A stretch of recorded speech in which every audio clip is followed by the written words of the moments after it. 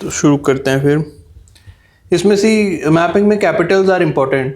Capitals में कभी कभी क्या करते हैं कि दे आस्क नॉर्थ से साउथ क्या है, ईस्ट से वेस्ट क्या है, तो कैपिटल का एक सेंस होना चाहिए और वो ऑर्डर होना पता होना चाहिए। उज्बेकिस्तान कजाकिस्तान सबसे ऊपर है, Kazakhstan is the largest over here, then Kyrgyzstan, Tajikistan और तुर्कमेनिस्तान। ये चारों की आपस में बॉर्डर लगती है, तुर्कमेनिस्तान अलग से है। Turkmenistan only have a border with Uzbekistan, Tajikistan और इसके साथ तुर्कमेनिस्तान की नहीं है। नहीं, इन पांचों के भाइयों की बात कर रहा हूँ। तो इनमें ये जो चारों हैं, चारों बॉर्डर शेयर करते हैं, तुर्कमेनिस्तान अलग से है। और इनके कैपिटल्स का थोड़ा सा ऑर्डर याद रखना, इसका ताशकेंत, नूर सुल्तान तो नहीं, अस्ताना है फिर इसका नाम, बिश्केक और Dushanbe. North south east west कभी कभी पूछ लेते हैं, और वो ऑर्डर तो पता होना चाहिए कि पहले कजाकिस्तान, फिर किर्गिस्तान, फिर तजाकिस्तान, और तुर्कमेनिस्तान एकदम अलग से दूर कहीं पड़ा हुआ है। उज्बेकिस्तान इज डबली लैंडलॉक्ड, और ये कैस्पियन सी है। कैस्पियन सी अपने आप में लैंडलॉक्ड है। कैस्पियन सी के जो बॉर्डर कंट्रीज हैं, हमने तारीख बोला था,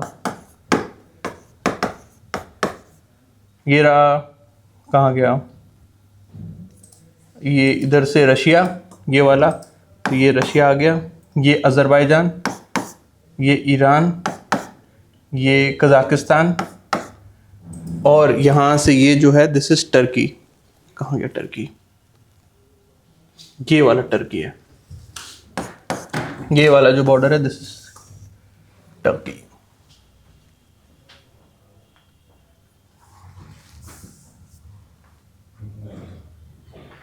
सॉरी क्या बोल रहा हूँ मैं, तुर्कमेनिस्तान, सॉरी ये तुर्कमेनिस्तान है, ये अज़रबैजान है, रशिया, ईरान और कजाकिस्तान। ये बॉर्डरिंग स्टेट हैं कैस्पियन सी के।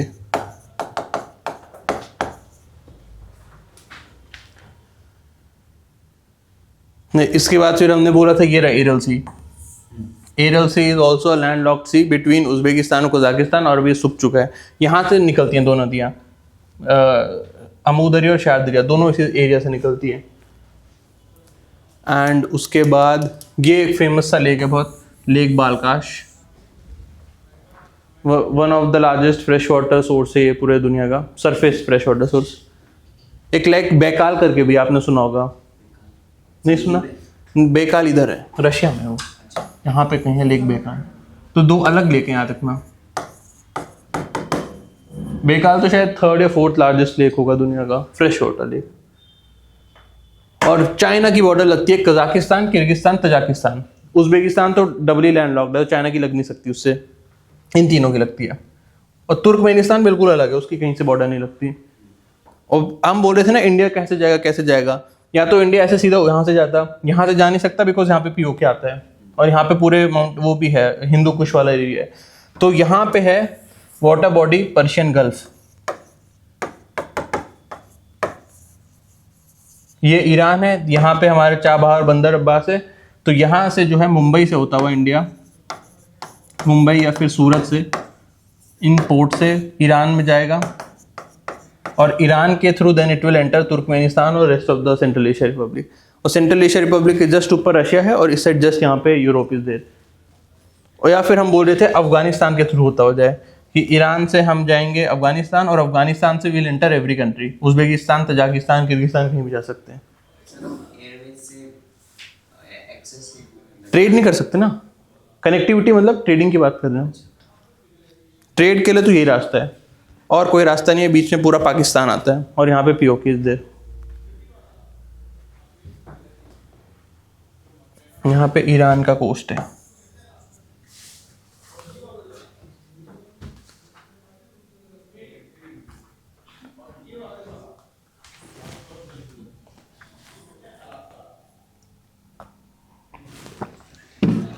फोटो ही ले लो तो फिर टाइम लगेगा। कैस्पियन सी बॉर्डर कंट्रीज,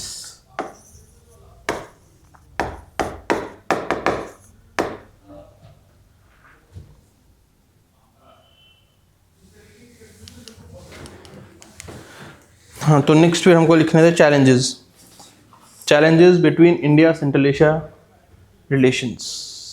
तो मैप में खाली सब कैपिटल्स और जो उसको याद रखना है, मतलब कैपिटल्स और जो जो डिस्कस किए सारे ही, उसमें एक एरियल सी था, एक लेक बालकाश था, और फिर वो कनेक्टिविटी कहाँ से, किसके बॉर्डर्स ध्यान होने चाहिए, किसके कहाँ कहाँ बॉर्डर है. Challenges. India central Asia relation challenges.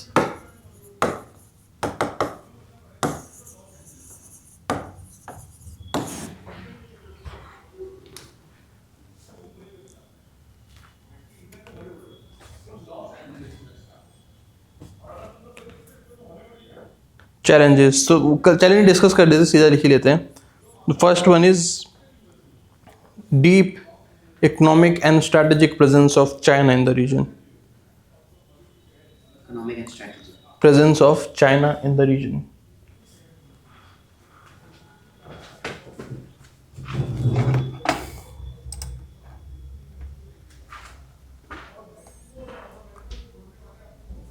Imrana कौन है? हाँ वही. अच्छा, Imrana.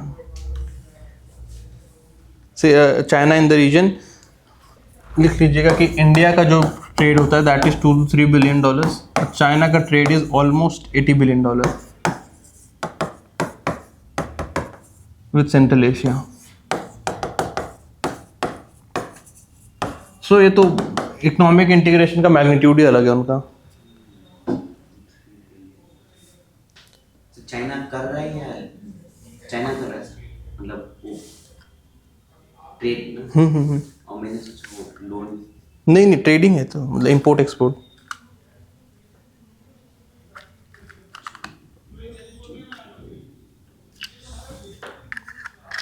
Second point is growing access between Russia, China, Pakistan. Between Russia, Pakistan, China.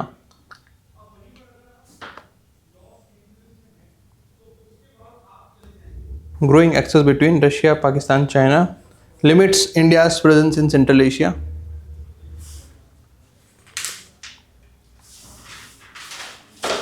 Limits India's presence in Central Asia.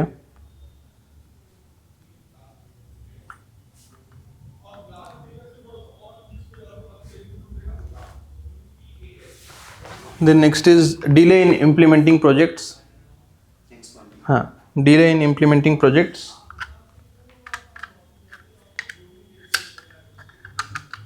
Delay in implementing projects like INSTC. Tapi तो बंद ही हो गया. And Chabahar.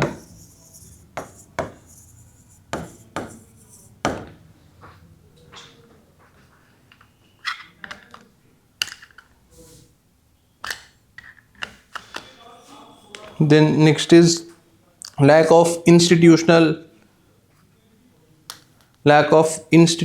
structure of relation. Lack of institutional structure of relations. Institutional structure नहीं है, मतलब काफ़ी देशों के साथ हमारा वैसे वो है कि हमको साल में एक बार मिलना ही मिलना है. जैसे रशिया के साथ या जापान के साथ है कि हर साल समिट होना ही होना है. या तो our prime minister will be going over Russia या Russian president will be coming to us. तो इनके साथ नहीं है. जैसे हमने बोला 2 समिट हो गए या 4 हमारे डायलॉग मैकेनिज्म हो गए, लेकिन ऐसे कुछ हमने अभी तक वो नहीं कर, अंडरस्टैंडिंग नहीं है कि हर साल will have a dialogue mechanism.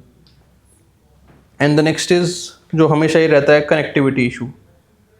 Connectivity and people to people issues.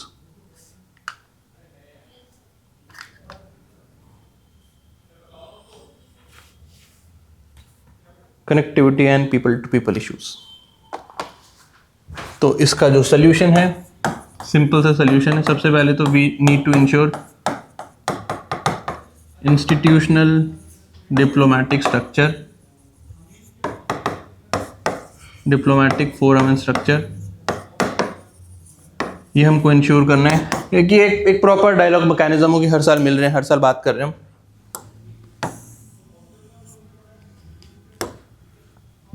Then next is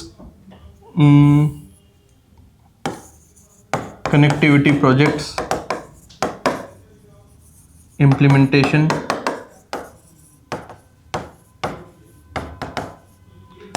Then cultural ties, cultural.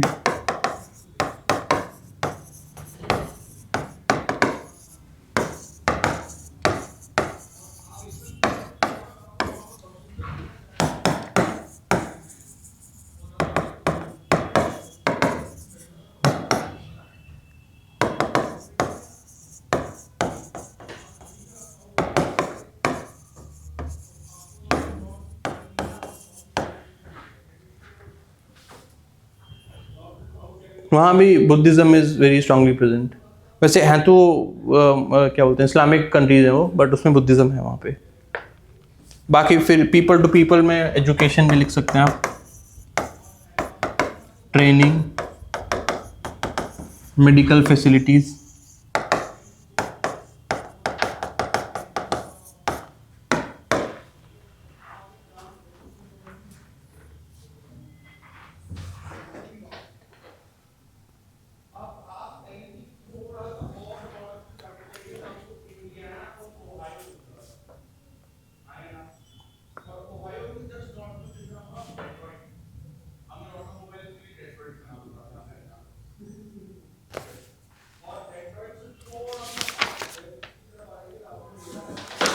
Right.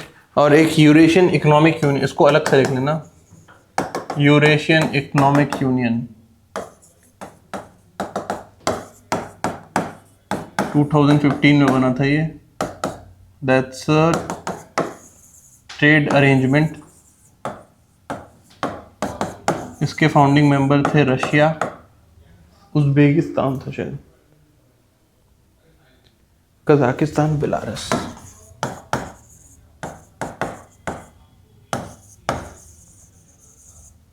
ये फाउंडिंग मेंबर्स थे। सर ये ट्रेड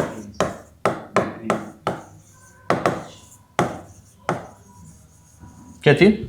अभी भी चल रहा है सर, इकोनॉमिक यूनियन, मतलब ये जो हाँ, मतलब एफटी जैसा ही है ये, और बड़ा हो गया अब तो। पहले 3 ही मेंबर्स थे इसमें, अभी बहुत रिसेंटली बना है, 10 साल ही हुए हैं इसको। अलग से बॉक्स में बनाना है। नहीं नहीं, मतलब हाँ, अलग से नीचे से लिख लेना कि अपना इकोनॉमिक कोऑपरेशन के लिए we can sign these kind of treaties. मतलब ऐसे ट्रेड एग्रीमेंट का India can be part of this thing. India में consider being part of EU for greater economic cooperation.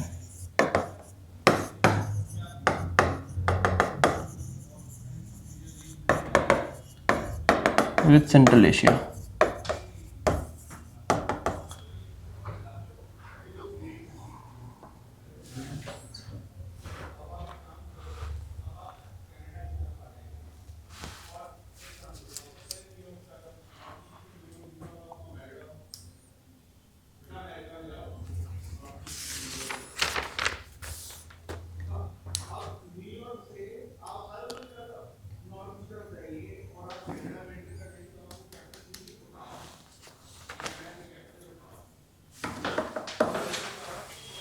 ठीक है, तो ये सब हैं जिससे we can improve our relations with central Asia. एक ऑर्गेनाइजेशन इसी के साथ डिस्कस कर लेते हैं, शंघाई कोऑपरेशन ऑर्गेनाइजेशन, SCO। सुना होगा आपने इसका नाम, SCO। सो ये जो है, चाइना इस तरह की हरकतें करता रहता है। This is China led organisation to increase its foothold, to increase its influence in Central Asia. China ने बस इसलिए बनाई थी कि उसका सेंट्रल एशिया में, ये सिर्फ सेंट्रल एशिया फोकस्ड है, and this is primarily a security organisation.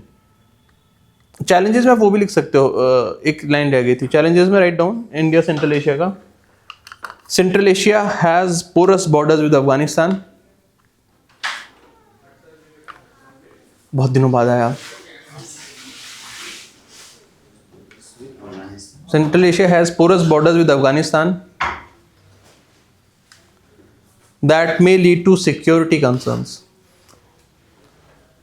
That may lead to security concerns.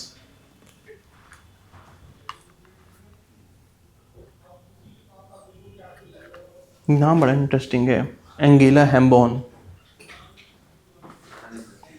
शायद वो ऑनलाइन ऑफलाइन में मिला नहीं। या मिली नहीं। हाँ कोई भी जेंडर हो सकता है।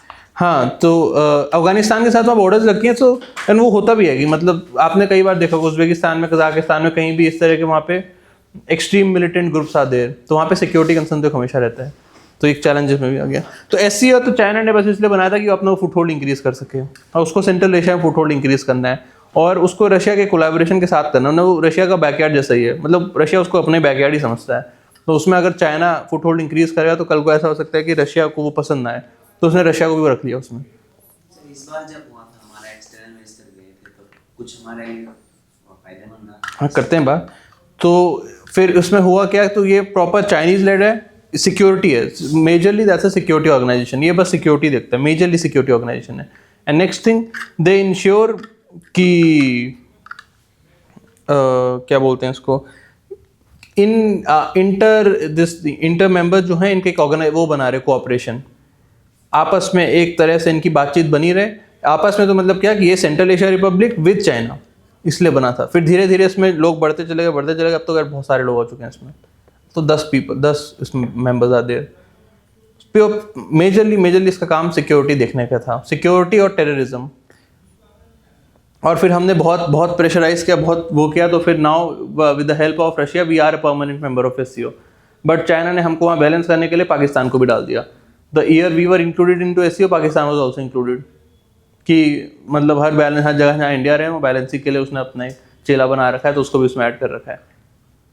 तो बस ये इतना ही है। लिखते हैं एससीओ के बारे में। Shanghai corporation organisation, it was founded in 1996।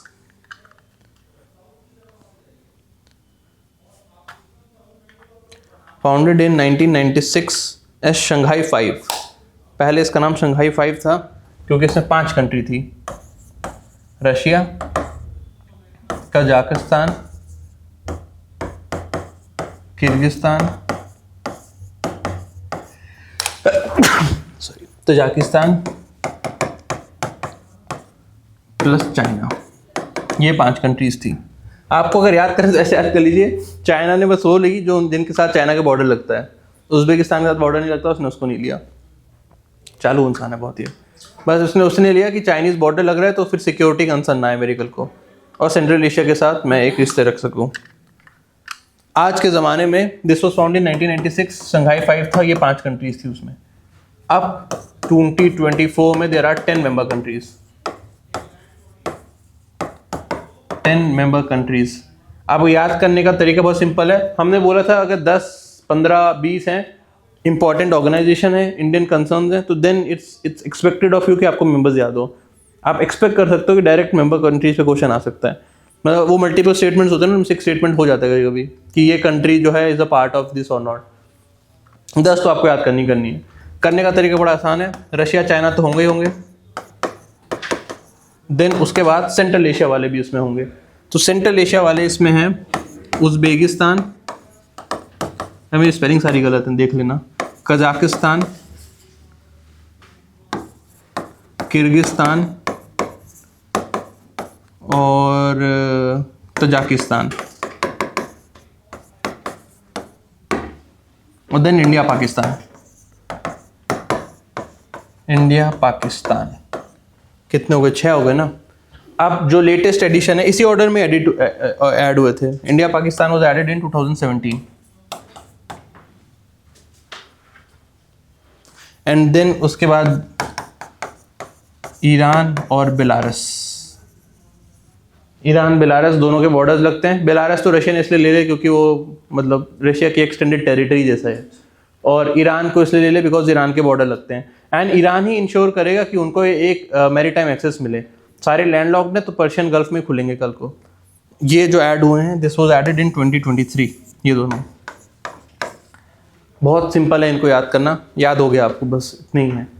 10 countries हैं and you have to remember इसमें तुर्कमेनिस्तान नहीं है। Turkmenistan is not a member because it has an extremely neutral foreign policy, और ये थोड़ा सा सिक्योरिटी लेड है तो उसमें तो कभी नहीं जाएगा, वो जाएगा भी नहीं फ्यूचर में। So these are the 10 member countries and you have to remember them. India is a permanent member इसमें भी।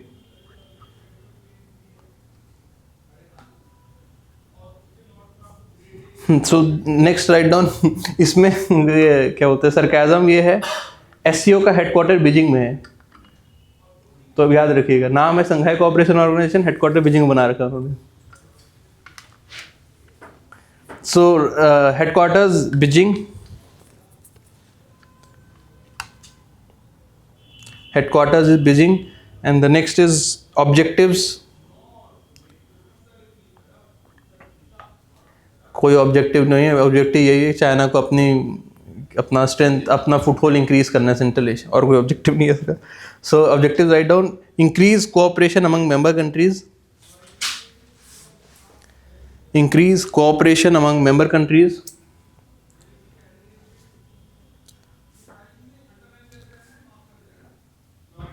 the next is to fight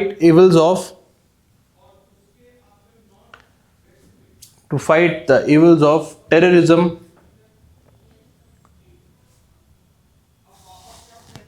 to fight the evils of terrorism, separatism and extremism. Terrorism, separatism and extremism.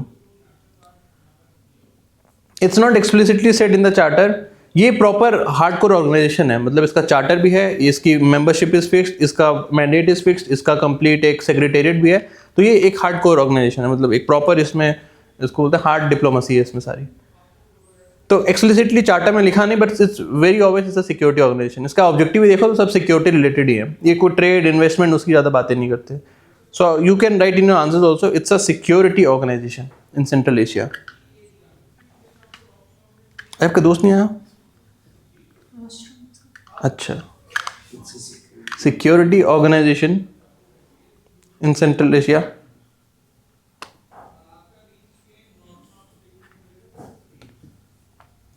और इसका एक rats करके है, rats का full form क्या था? Regional anti terrorist structure, regional anti terrorist structure.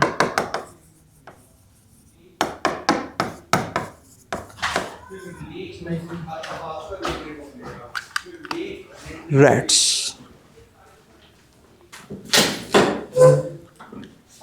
इसका हेडक्वार्टर इज इन, रैट्स का हेडक्वार्टर ताशकेंत में। Rats is a structure with in SCO, ये ताशकेंत में है।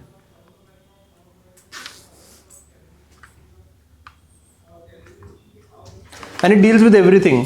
आपको लिखना तो एक लाइन में लिख लीजिए रैट्स के लिए। It focuses on terrorism, money laundering, it focuses on terrorism, money laundering, separatism.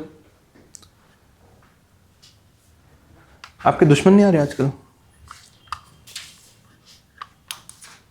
Terrorism, money laundering, separatism, human trafficking, extremism,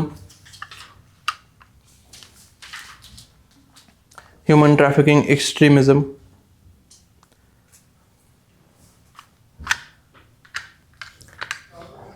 बस बहुत है इतना एससीओ के लिए। सर ये एससीओ का एक्सटेंडेड पार्ट है या एससीओ स्ट्रक्चर का पार्ट है, मतलब एससीओ का ही पार्ट है ये पर चीज। एससीओ खुद एक सिक्योरिटी ऑर्गेनाइजेशन, और उसी के अंदर सेपरेटली वर्क करता है सिक्योरिटी। सेपरेटली तो नहीं, उसी का पार्ट है ये। सिक्योरिटी तो देख रहा है रैट्स भी पूरा, सेपरेटली नहीं, उसी का पूरा इंटीग्रल पार्ट है ये। देन बेनिफिट्स, बेनिफिट तो नहीं लिखना चाहिए, क्या लिख सकते हैं? Importance of SCO for India, फायदा तो कुछ नहीं मिल रहा हमें। तो आप लोग फिर आधे घंटे के रिकॉर्डेड भी देखते हो? वो रास्ते में देखते हैं तो लिख थोड़ी पाते होगे फिर, तो फिर दोबारा देखोगे ना, मतलब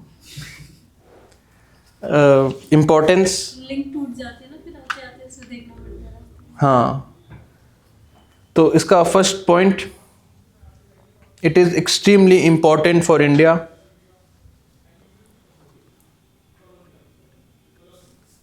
it is extremely important for India to work with central Asian republics.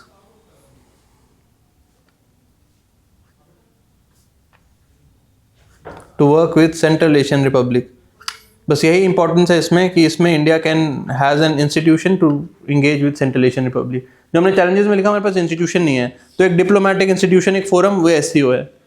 तो इससे हम वी आर बाद में अभी कभी स्ट्रक्चरल फोरम बनाने वाला, तब तक कम से कम ये है हमारे पास सेंट्रल एशिया से बात करने के लिए। The second is India gets an opportunity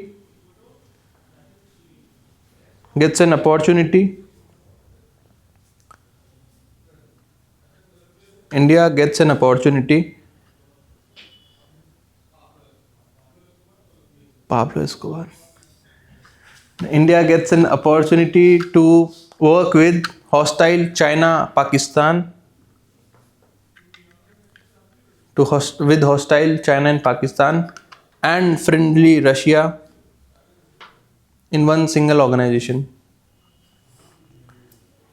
India gets an opportunity to work with hostile China, Pakistan and friendly Russia in single organization.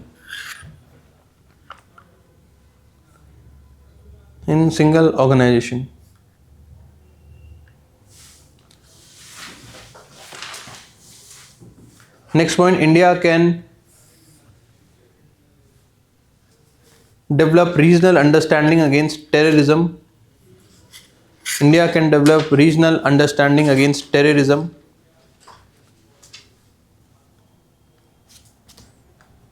Regional understanding like terrorism.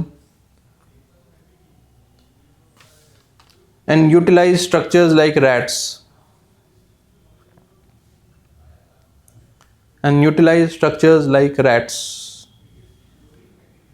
जैसे हमारा एक ग्लोबल हमेशा से पुश रहा है कि टेररिज्म के लिए there should be very strict actions, money laundering के लिए, टेररिस्ट फाइनेंसिंग के लिए। इंटरनेशनल फोरम पे हमने सिक्योरिटी में देखेंगे, हमने बहुत सारे इंटरनेशनल स्टेप्स भी लिए हैं, तो उसके लिए भी रैट्स इज इंपॉर्टेंट कि कम से कम एक सेंट्रल एशिया और रीजनल लेवल पे we can have an understanding terrorism is a threat, और रैट्स यूज कर सकते हैं हम। किसमें? रैट्स तो उसका पार्टी है ना SCO का, तो सारे मेंबर स्टेट्स को एक्सेस मिलता है इसका। तो नहीं, ऐसे तो चाइना भी नहीं सपोर्ट करता। हाँ, मतलब चाइना खुद ही आतंकवादी है। तो द नेक्स्ट इज इसके short टर्मिंग्स।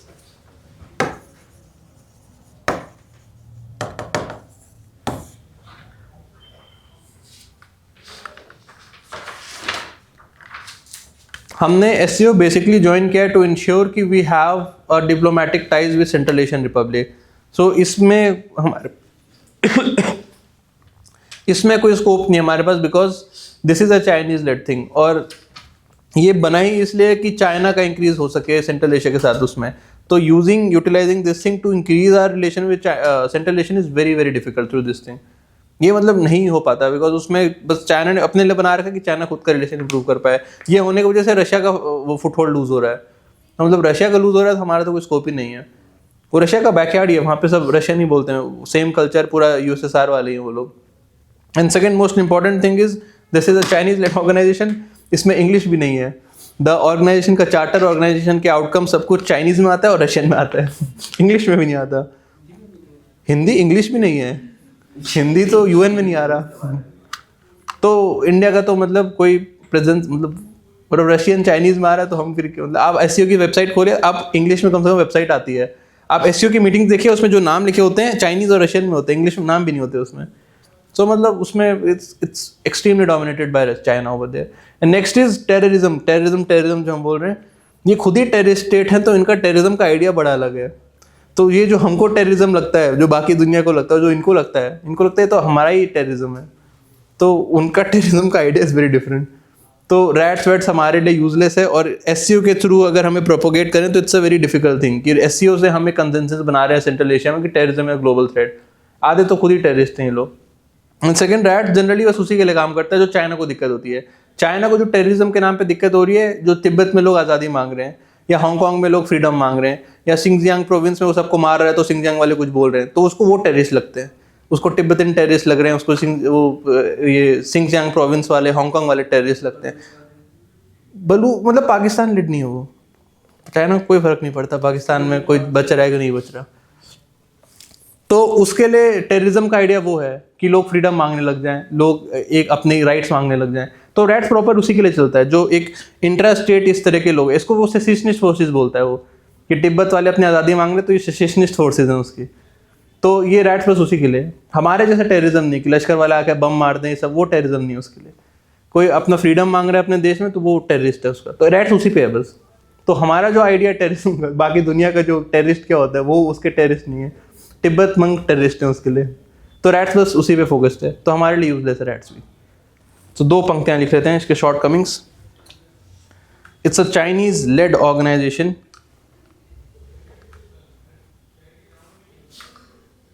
it's a Chinese led organization,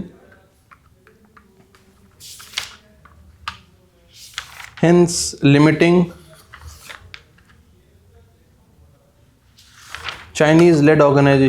limiting India's potential over there.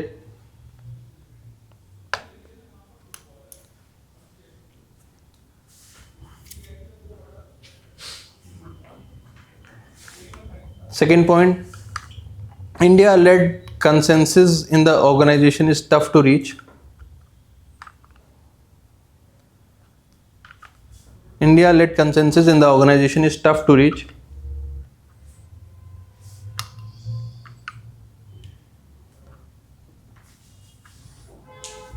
अब ब्रैकेट में लिख लीजिएगा, ऑफिशियल लैंग्वेजेस आर ये मैंड्रिन एंड रशियन, इंग्लिश भी नहीं है वहाँ।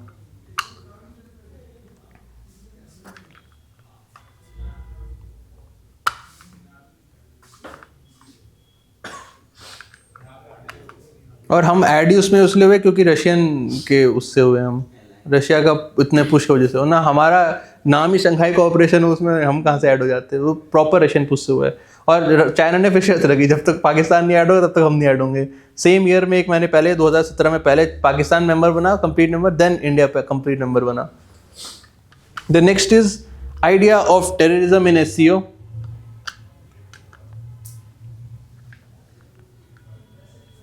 is intrastate. Idea of terrorism in SCO is intrastate.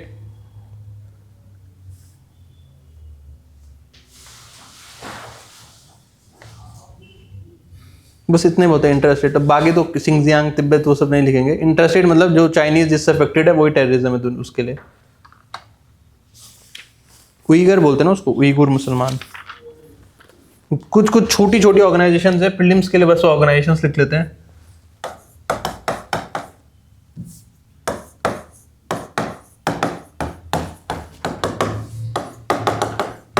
वो खत्म हो गया, सेंट्रलेशन इज डन। कुछ बहुत छोटी छोटी ऑर्गेनाइजेशन है, प्रीलिम्स में ये सब आता है। अफ्रीकन यूनियन FTA सुना ही होगा आपने। FTA मतलब फ्री ट्रेड एग्रीमेंट जिसमें कस्टम्स नहीं होता। आजकल ऐसे बहुत बड़े बड़े फ्री ट्रेड एग्रीमेंट हो गए।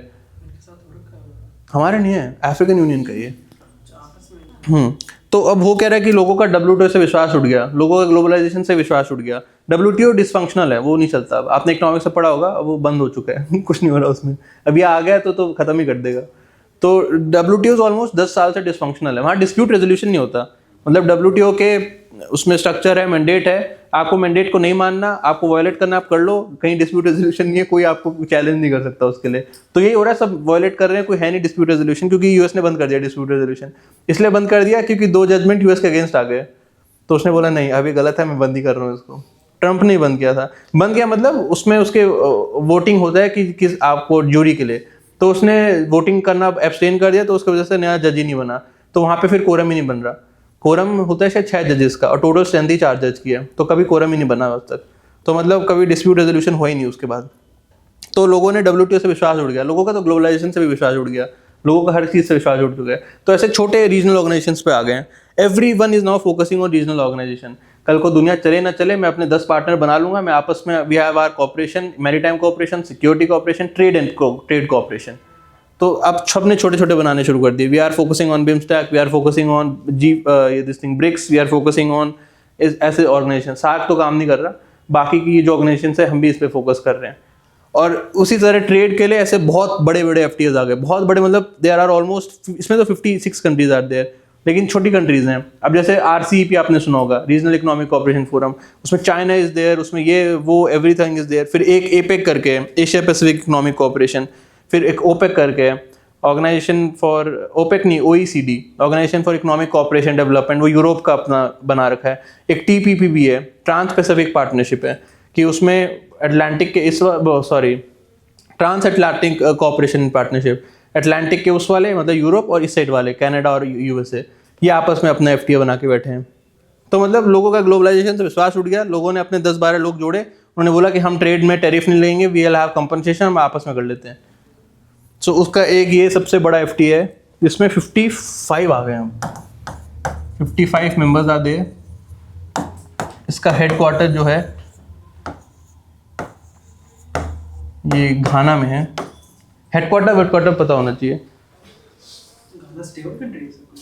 स्टेबल तो कोई भी नहीं है अफ्रीका में, कुछ तो चलता रहता है। वो इजिप्ट में बहुत इंस्टेबिलिटी है, बस साउथ अफ्रीका एक है, नाइजीरिया एक है, ये 2 प्रोमिनेंट हैं, बाकी तो सब कौन कब ढल जाए पता नहीं चलेगा।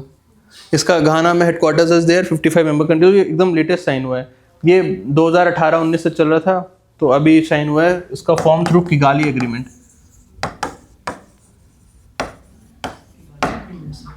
ये दूसरा किगाली एग्रीमेंट है, वो ओजोन वाला नहीं है, नहीं ये दूसरा किगाली मोरक्को हुए हैं क्या हम?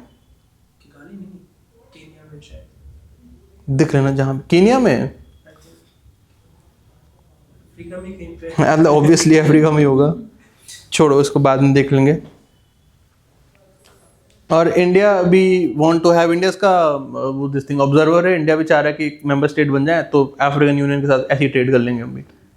और एक जो सेकंड बहुत बड़ा ट्रेडिंग था regional, RCEP,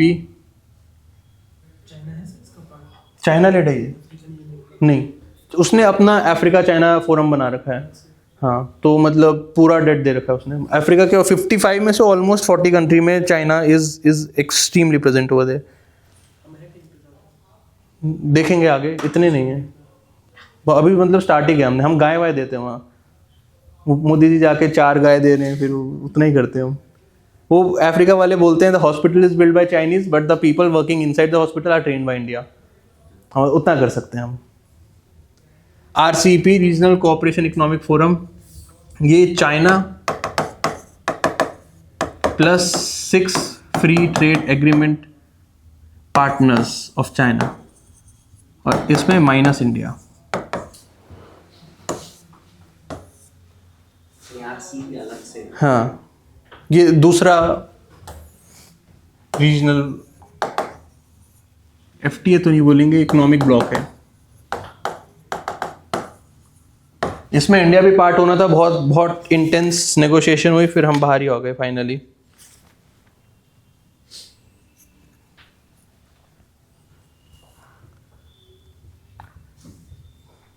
regional comprehensive economic partnership, ऐसा कुछ है इसका नाम।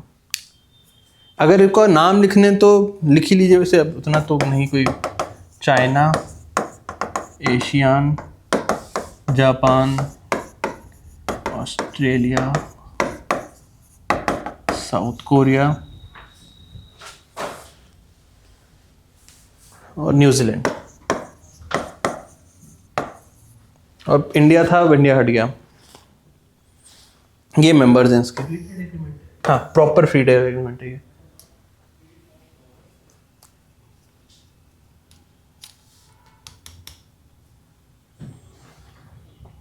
हम जस्ट अभी 2018 में we want to be member of this thing, we were a negotiating partner under this thing, फिर हम हट गए इसमें से।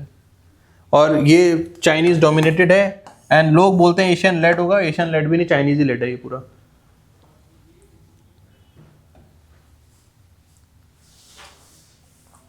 बस एक ट्रेड ब्लॉक है इसमें, और हम इसलिए हटे बिकॉज चाइना के साथ FTA हम नहीं करने वाले, हम कभी भी नहीं करने वाले। फिर हम बहुत सारे वो देते हैं कि we'll have our separated custom agreement, मतलब हम रहेंगे तुम मत रेस करना।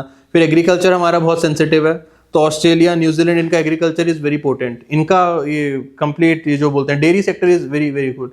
वो ऑस्ट्रेलिया से यहाँ दूध बेचेंगे तो भी हम मुँह से सस्ता हो जाएगा वो, तो हम नहीं झेल सकते हो। हमारा मतलब ऑलमोस्ट गाय भैंस पे ही ऑलमोस्ट कितना 20-30 करोड़ पीपल आर डिपेंडेंट, और एग्रीकल्चर पे तो आधा देश इज डिपेंडेंट, तो हम उनसे टक्कर नहीं ले सकते। न्यूजीलैंड से रातों रात भी भेजेंगे तो भी सस्ता वो भेज देंगे, वो 50 रुपये किलो भेज देंगे वो, तो we can't compete with them.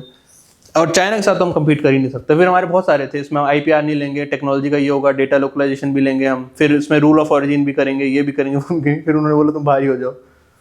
तो फिर हम बाहर हो, फिर उसी साल उन्होंने साइन कर लिया। इसमें हम ही डिले कर रहे थे, 2010 से चल रहा था, 2018 तक हमने नेगोशिएट किया, नहीं हुआ, फिर 2018 में उन्होंने साइन कर लिया। अभी भी बात होती है कि वील बी ज्वाइनिंग, बट हमारा स्टैंड है हम नहीं ज्वाइन कर सकते जब तक हमारी कंसर्न इससे मीट ना हो। चाइना के साथ करेंगे हमारी मैन्युफैक्चरिंग खराब हो जाएगा, बाकियों के साथ करेंगे तो फिर हमारा वो सभी खराब हो जाएगा, एग्रीकल्चर और डेयरी सेक्टर भी खराब हो जाएगा। हमारी ये कंसर्न है इसमें। नहीं, बहुत बड़ी मार्केट है, ASEAN is a very big thing for us. Japan, South Korea सब बहुत, नहीं हमने टैप नहीं करी, सैचुरेटेड है तो क्या हो गया, मतलब हमारा प्रेजेंस नहीं है इसमें। ऑस्ट्रेलिया को छोड़ के और आसियान को छोड़ के। नहीं, Japan, South Korea is an excellent market for us. अरे हम अपना ऑटोमोबाइल बेचेंगे वहाँ पे, हमारे pharmaceuticals, automobile and IT sector, they are a very very big this thing. हाँ, ऑब्वियसली चाइना डोमिनेशन कहाँ नहीं है। अरे हम बोल रहे हैं अगर चाइना हमारे यहाँ आ गया तो हम टक्कर नहीं ले पाएंगे, तीसरे देश में टक्कर लेना तो दूर की बात होगी। इसमें इंडिया मेंबर नहीं है, इसको हमेशा ध्यान रखना। It was signed in 2018, signed हुआ था, एंड इंडिया विड्रॉड इन 2018-2019 में, बिकॉज हमारे वो सारे कंसर्न्स थे। और कोई ऑर्गेनाइजेशन बाकी तो FT है, अब FTO के नाम नहीं लिखेंगे तो फिर ज़्यादा ही हो जाएगा। हाँ, एक गल्फ कोऑपरेशन काउंसिल,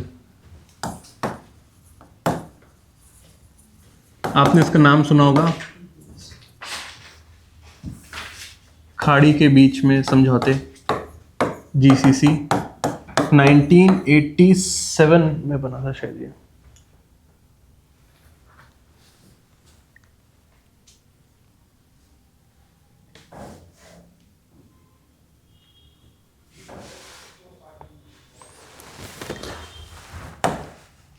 इसका हेडक्वार्टर इज रियाद, सऊदी।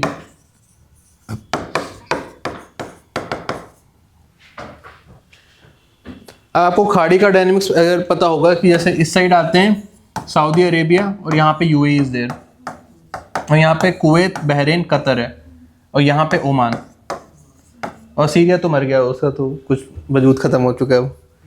और इसके हाँ सॉरी यमन, और इसके ऊपर है ईरान, एक सिंगल ब्लॉक ईरान, बीच में पर्शियन गल्फ है वो खाड़ी। तो इसमें हुआ क्या, Saudi Arabia is undisputed leader of वो सुन्नी सेक्ट वाले, वो तो फिर अपने आप को पूरा इस्लामिक हेजिमन ये सब बताता है, आजकल टर्की भी बता रहे हैं बट वो उसने कुछ ज़्यादा फूक लिया है। तो Saudi Arabia is undisputed leader over here, वो अपने आप को पूरा ही अनडिस्प्यूटेड लीडर बोलता है वेस्ट एशिया का, इस्लामिक नेशंस का, सुन्नी लीडर्स का। तो हमेशा से उसको ईरान एक थ्रेट की तरह दिखते थे। एक तो उसमें वो सिया सुन्नी वाला भी है, डिफरेंट फैक्शंस है उसके इस्लाम के, तो उसमें वो ये सिया डोमिनेटेड है, बाकी का majorly Muslim world is Sunni dominated, हमारे यहाँ भी सुन्नी डोमिनेटेड मुस्लिम्स होते हैं। तो एक तो फैक्शनल राइवलरी इज आल्सो देयर, और फिर ईरान एक तरह का उनको स्ट्रेटेजिक राइवलरी दिखता है अपने पूरे रीजन में। तो ईरान को सिर्फ कंट्रोल करने के लिए बना था, सिर्फ ये कॉपी था इसका, और कोई लॉजिक नहीं था कि खाड़ी के इस तरफ वाले जितने देश हैं जो हमने बनाए, this is Kuwait, Bahrain, Qatar, UAE, Oman, कितने हो गए, 6 हो गए ना। हाँ, तो बस ईरान के लिए बनाइए, नहीं इराक नहीं है, इराक के रिश्ते बिल्कुल ख़राब हैं UAE के साथ, UAE के साथ ख़राब रिश्ते हैं उसके। ईरान के साथ तो हाँ मतलब प्रॉपर तो लड़ा ही रहे हैं, और कुवैत के साथ भी बहुत ख़राब रिश्ते हैं, मतलब कुवैत और UAE के साथ है तो फिर सऊदी के साथ भी ख़राब ही हो गए। तो इन 6 लोगों ने एक साथ मिला, एंड प्रॉपर ही बस बने ईरान को चेक करने के लिए, और किस एंटी ईरान ऑर्गेनाइजेशन है। बर्बाद तो ईरान भी है तो और 1981 में इसलिए बना क्योंकि 1970s में भी है ईरानियन रेवोल्यूशन। 1970s से पहले खुला समाज हुआ करता था ईरान में, फिर वहाँ थियोक्रेसी आ गई, इस्लामिक वाले जो थे वो वापस आ गए कंट्रोल में, फिर वो मदरसे वालों ने बिल्कुल एक्सट्रीम फंडामेंटलिस्ट इस्लामिक रूल वहाँ शुरू कर रखा है। तो उसके बाद से इनको और डर लगने लगा कि कल को यहाँ भी तत्ता पलट हो जाए, ये कुछ करें, हमें मारने है, तो इन्होंने प्रॉपर एक ग्रुपिंग बना रखी है 1981 में। 1970s में ये दिस थिंग ईरानियन रेवोल्यूशन हुआ था, तो 3 साल में इन्होंने बना दिया, primarily to check Iran presence over there. बस इतना लिख लीजिए कि ये 6 मेंबर कंट्रीज हैं। जीसीसी आएंगे। जीसीसी, जीसीसी हाँ, हेडक्वार्टर्स इधर है, ये 6 मेंबर कंट्रीज हैं एंड इनका जन्म हुआ है ईरान से लड़ने के लिए।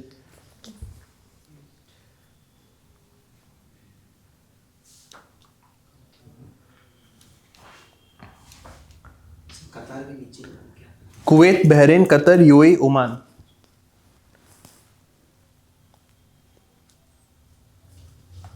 कभी आप घूमने जाइएगा तो UAE is very good.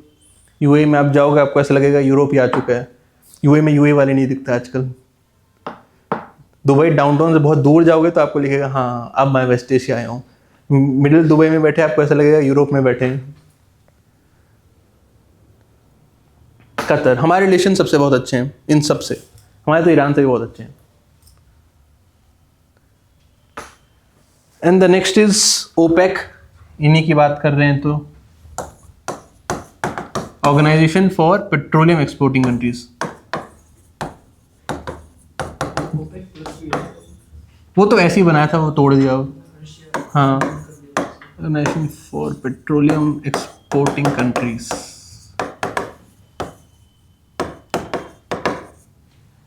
Prelims के लिए इज इम्पॉर्टेंट, अगर कुछ बहुत हरकत हुआ तो मेंस में, वरना primarily these are the questions of prelims. ये सब ये ऑर्गेनाइजेशन से प्रीलिम्स पे आते हैं। कहाँ हेडक्वार्टर्स है, कब बना था, कौन से मेंबर हैं, क्यों बना था।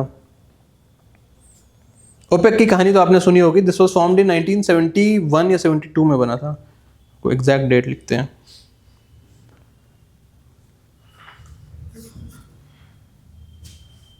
अच्छा तो पूरी हिस्ट्री है, फिर रहने दो। पहले 3 कंट्री मिले, फिर 6 मिले, फिर 12 मिले। 1955 से शुरू हो गया इनका बनना। तो ओपेक का आपने कहानी सुनी होगी कि नहीं सुनी क्या यार? आईआर में इतनी कहानियां थी छोड़ो। फिर मतलब कुछ कुछ हुआ, फिर फाइनली हुआ कि इनको अपनी हेजीमनी के लिए कुछ करना था। 1970s में कोल्ड वॉर चल रही थी, और भी चीज़ें थी। फिर इकोनॉमिक में पहले होता था कि पहले सोने से होता था कि if you want to have currency exchange तो लिटरली एक शिप में से सोना जाता था। फिर आप उतना सोना उसको दोगे तो उतना डॉलर आपको देगा। फिर आपको डॉलर वापस चाहिए तो आप सोना भेजोगे, फिर वो डॉलर वापस भेजेगा। तो ऐसा न्यूसेंस होता था। मतलब फिजिकल गोल्ड के बेस पे you are doing this currency exchange. फिर फाइनली वो पूरा ब्रिटेन वुड्स सिस्टम ही कोलैप्स कर गया, सब कुछ कोलैप्स कर गया। फिर इवेंचुअली धीरे धीरे ये मार्केट बेस्ड एक्सचेंज सिस्टम बनाया कि आपको ऐसे एक्सचेंज नहीं करता, सोना नहीं देना होता अगर डॉलर से रुपये खरीदना है तो उसी टाइम फिर इन्होंने अपनी हेजीमनी लगा कि हमारी हेजीमनी कल को ना चली जाए। तो इन लोगों ने बोला हम एक गुट बनाते हैं, कार्टेल दे। बस ये कार्टेल और कुछ नहीं है। लोग जो भी बोले दुनिया भर की बातें, दिस जस्ट इन कार्टेल।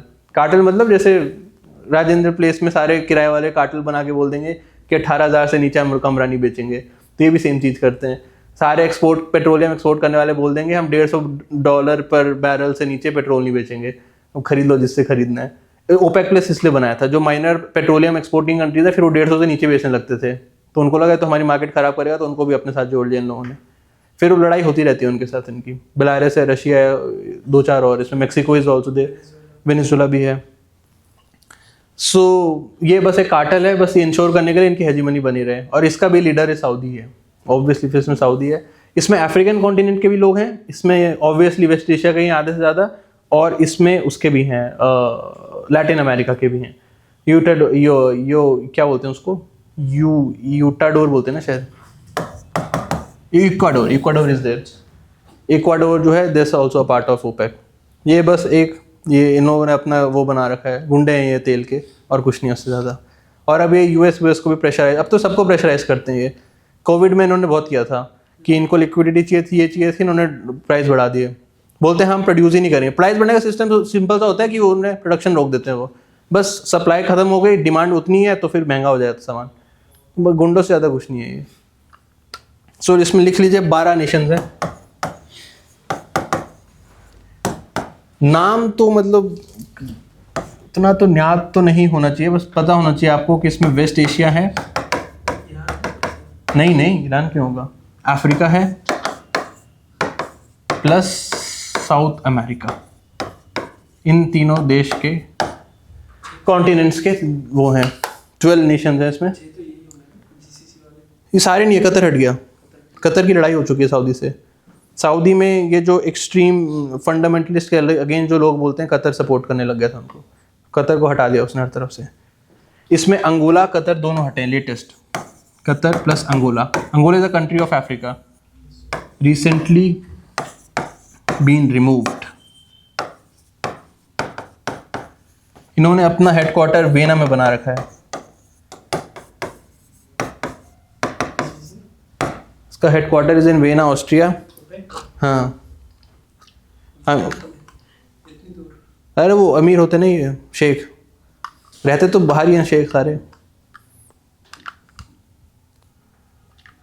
वो शेख्स का वो बहुत वो, चलो छोड़ो वो सब नहीं करेंगे, यहीं पे फोकस करेंगे। और इंडोनेशिया भी रिसेंटली तो नहीं, पुराना निकला इंडोनेशिया, पहले एशिया का भी था इसमें, इंडोनेशिया ऑल्सो लेफ्ट। एशिया का कोई नहीं है। इंडोनेशिया को ज़्यादातर इसलिए लगा था वो इस्लामिक कंट्री है।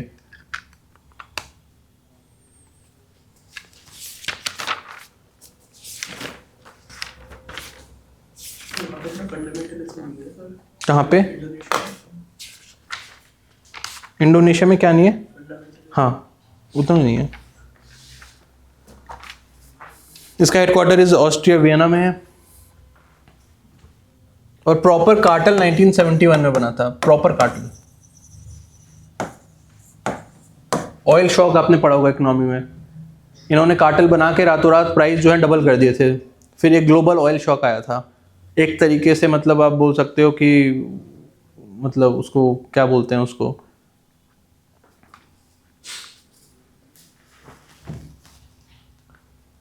एक तरह से मतलब ग्लोबल रिसेशन जैसा आप बोल सकते हो, ग्लोबल रिसेशन आ गया था। स्टैगफ्लेशन तो थोड़ा ज़्यादा हो जाएगा, तो स्टैगफ्लेशन नहीं था बट एक very very significant global recession था। फिर उनके बाद फिर G7 बना, उसके बाद बहुत सारी चीज़ें बनाई इसको चेक करने के लिए कि इनका दादागिरी ना बढ़े। And the next is organisation for Islamic countries, OIC। Factual है सारा, बस प्रीलिम्स में आता है इसलिए लिख रहे हैं हम। इस्लामिक कोऑपरेशन है। हाँ वही वही कंट्रीज कोऑपरेशन।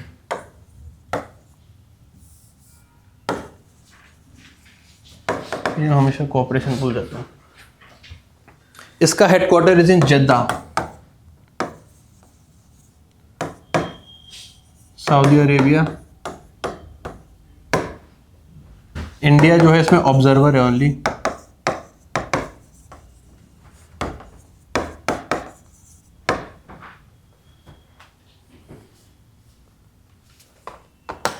53 मेंबर्स हैं इसके शायद।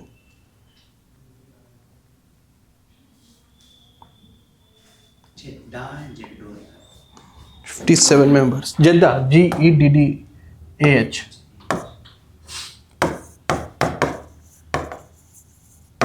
57 मेंबर कंट्रीज। अड़ोस पड़ोस के सारे हैं इसमें हमारे, जैसे Bangladesh is there, Maldives is there, Pakistan, Afghanistan, Central Asian republic, पूरा वेस्ट एशिया, इंडोनेशिया, मलेशिया, सब हैं इसमें। हम नहीं होंगे because obviously we are a secular country, तो एक रिलीजनल और रिलीजियस ऑर्गेनाइजेशन को ज्वाइन करने का कोई सेंस नहीं है। हम इसमें ऑब्जर्वर हैं, बट इसमें टर्की है, पाकिस्तान, इंडोनेशिया है, मलेशिया है, तो दे ऑलवेज इंश्योर कि हमारा कुछ इसमें वो ना हो।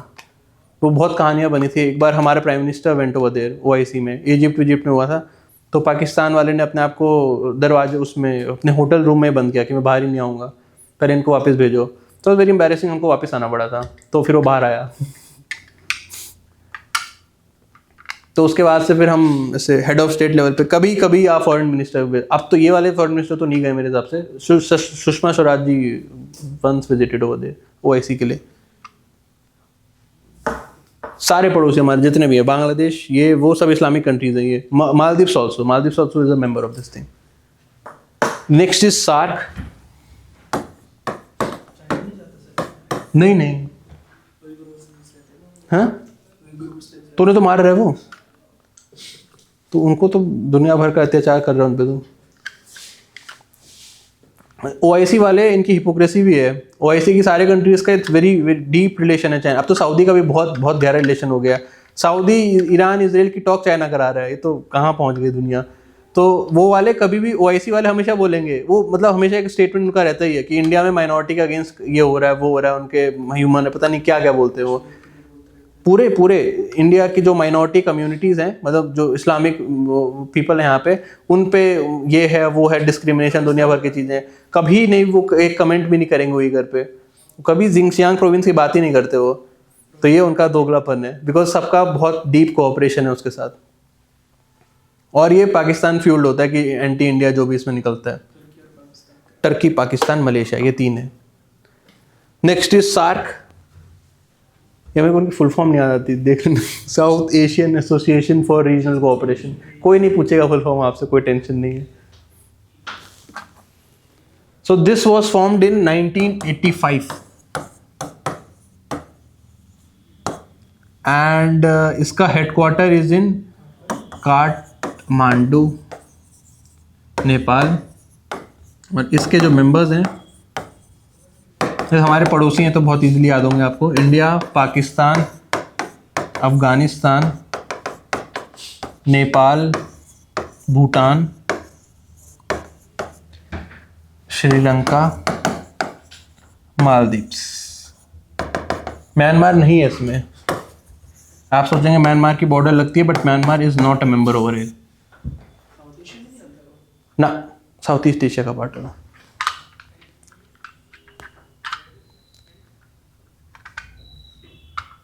अरे बांग्लादेश का गया नहीं, बांग्लादेश अलग है। ये 8 मेंबर्स हैं।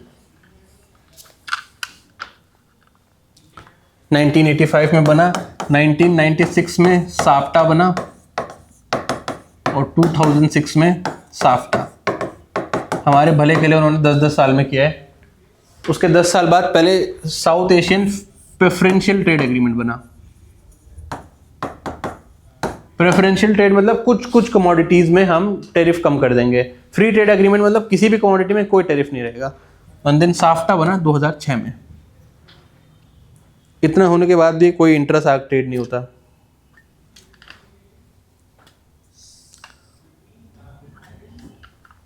ये उसका सेक्रेटेरिएट है नेपाल, काठमांडू में।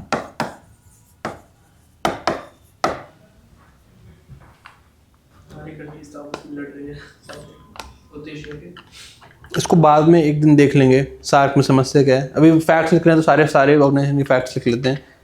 एंड ये प्राइमरीली बना था anti India. Very funny thing, ये बांग्लादेश और बाकियों ने लिया था कि एक, जैसे हमने नेपाल में देखा वैसे एक एंटी इंडिया सेंटिमेंट बाकी सब में भी है कि एक साइज डिसप्रपोर्शनेशन तो एक है। तो कल को डोमिनेशन ना करे। जैसे हमने श्रीलंका, मालदीव्स में हमने एक आर्मी भेज रखी है। नेपाल के साथ हमने कुछ कुछ इशूज थे, पाकिस्तान के साथ हमेशा से इशू रहे, अफगानिस्तान के साथ भी we have this are concerns over there. तो सारी कंट्री के कुछ कुछ इश्यूज हमेशा रहे। तो एक एंटी इंडिया ऑर्गेनाइजेशन बनाना था इनको। तो ये primarily was made to check India's domination in South Asia. But ऊपर वाले की करम ऐसा हुआ कि हम ही फाउंडिंग मेंबर बन गए। तो ये इंडिया लेड ऑर्गेनाइजेशन हो गया जिससे पूरा साउथ एशिया को इंटीग्रेट कर सकें। तो बना उल्टा था, काम उल्टा हो गया इसका। अगर इसमें थोड़ी बहुत चीज़ें हुई हैं, एक आप बस इतना लिख सकते हैं, साउथ एशिया कौन सा डेवलपमेंट फंड था वो, यही नाम है, सार्क डेवलपमेंट फंड। अचीवमेंट के नाम पे कुछ खास हुआ नहीं है इसमें। एक सार्क सैटेलाइट है, फिर एक सार्क दूध की डेयरी है, वो सब इंडियन लेडी है, सब हम ही ने लॉन्च किया। ये सार्क डेवलपमेंट फंड ये थिम्फू में है, इसका हेडक्वार्टर भूटान। अचीवमेंट के नाम पे किए बना है वही कि एक कोलैबोरेटिव फंड होगा, इसे will ensure development activities in South Asia.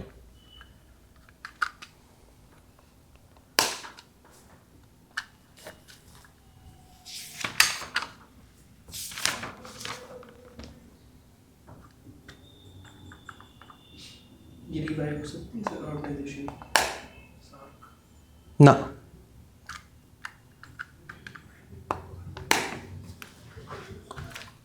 BIMSTEC आ गया ना इसके फिर हमने रिप्लेसमेंट पे बिम्स्टेक बना दिया।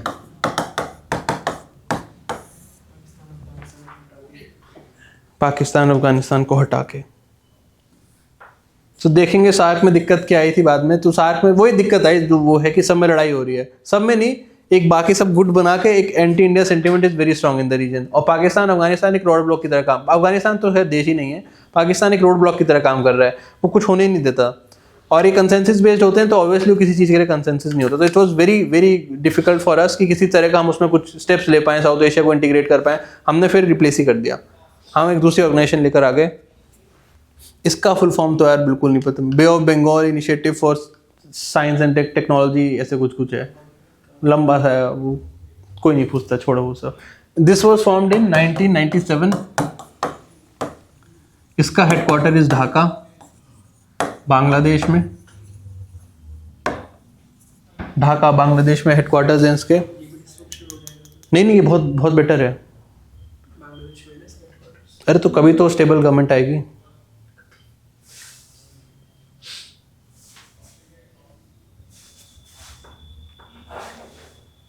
और इसके जो मेंबर कंट्रीज हैं,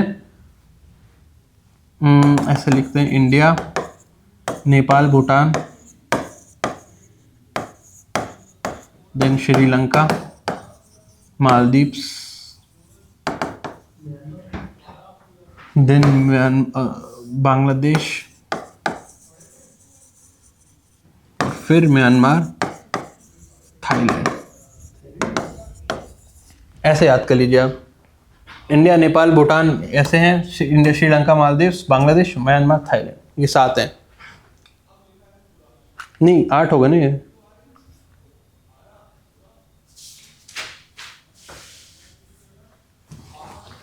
थाईलैंड की बाउंड्री दिखती है वेस्ट बंगाल से। नहीं नहीं, बहुत दूर है।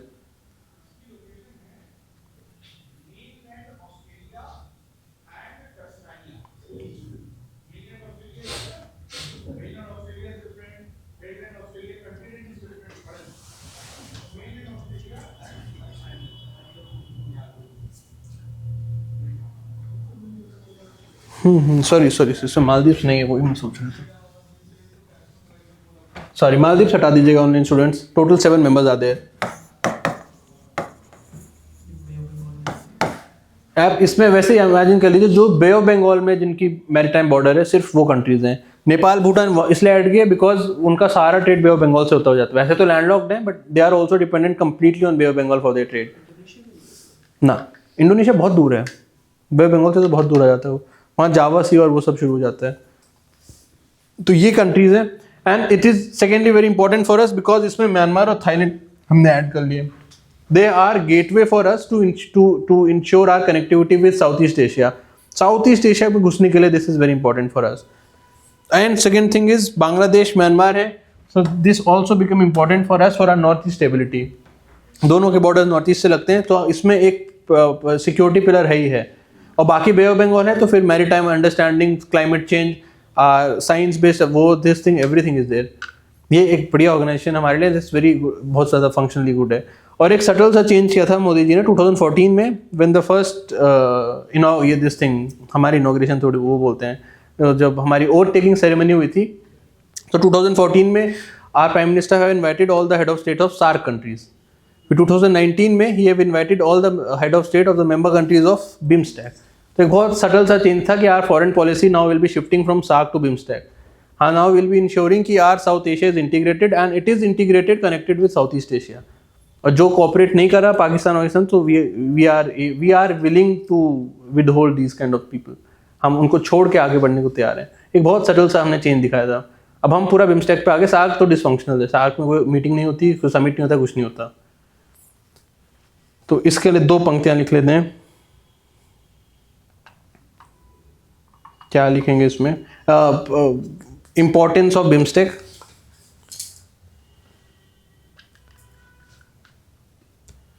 importance of BIMSTEC,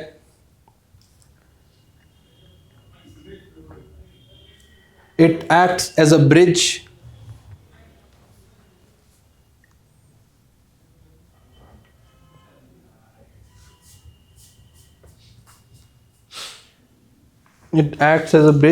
to connect South Asia with Southeast Asia. It acts as a bridge to connect South Asia with Southeast Asia. Second point, extremely important for our Act East policy.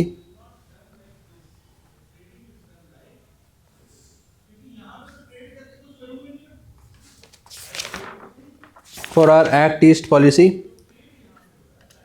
Then next point, important for development and security of Northeast India. Important for development and security of Northeast India. Important for development and security of Northeast India.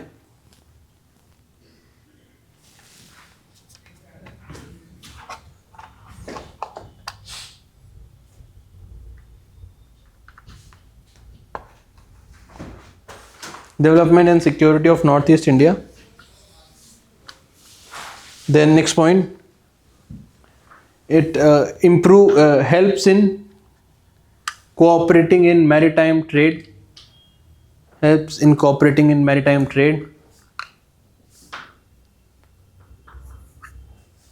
Maritime trade. Fighting climate change.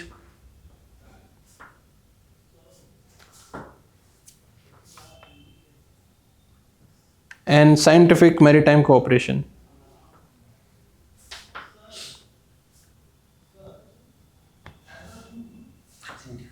Scientific maritime cooperation.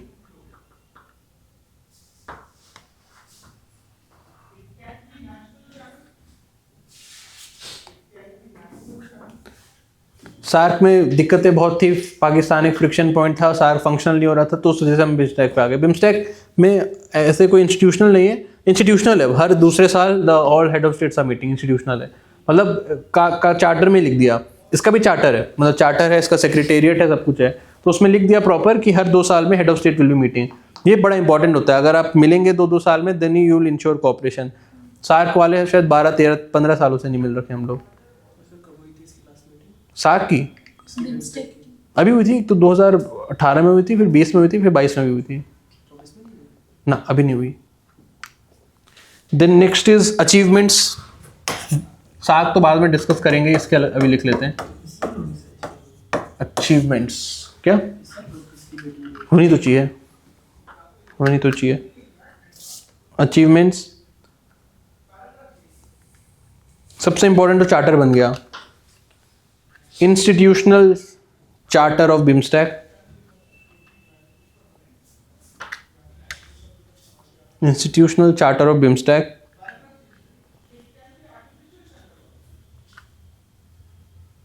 Second is establishment of permanent BIMSTEC working committee.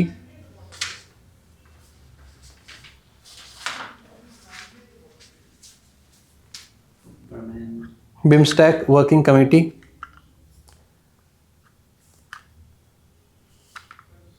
Permanent BIMSTEC working committee. Third one is establishment of BIMSTEC development fund.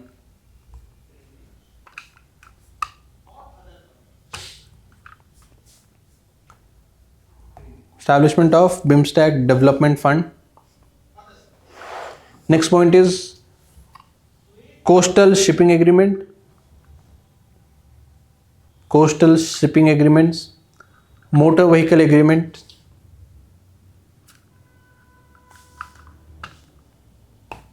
coastal shipping agreement, motor vehicle agreement, MOU on grid connectivity and custom duties. ये सब हो चुका है इसमें। Grid connectivity and custom duties. Grid connectivity, बिजली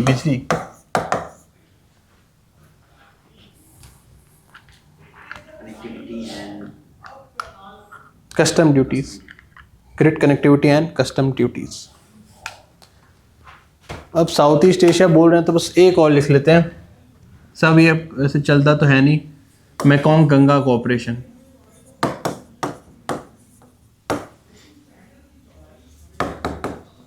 Mekong is a extremely large river in South east Asia. वो CLMV सबको touch करती है, कंबोडिया, लाओस, वियतनाम, थाईलैंड और म्यांमार को शायद टच करती है, और चाइना से वो स्टार्ट होती है, तिब्बत से।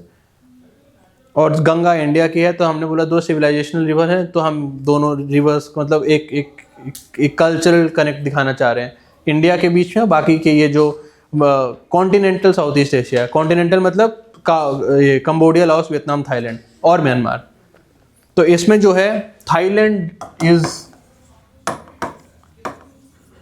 Developed, Thailand is decent country, बाकी सब लीस्ट डेवलप कंट्रीज हैं. सो हमने बोला Thailand plus India will cooperate in developing countries like Cambodia, Laos, Vietnam. यही मेंबर कंट्रीज हैं. These two countries will cooperate for development of Cambodia, Laos and Vietnam.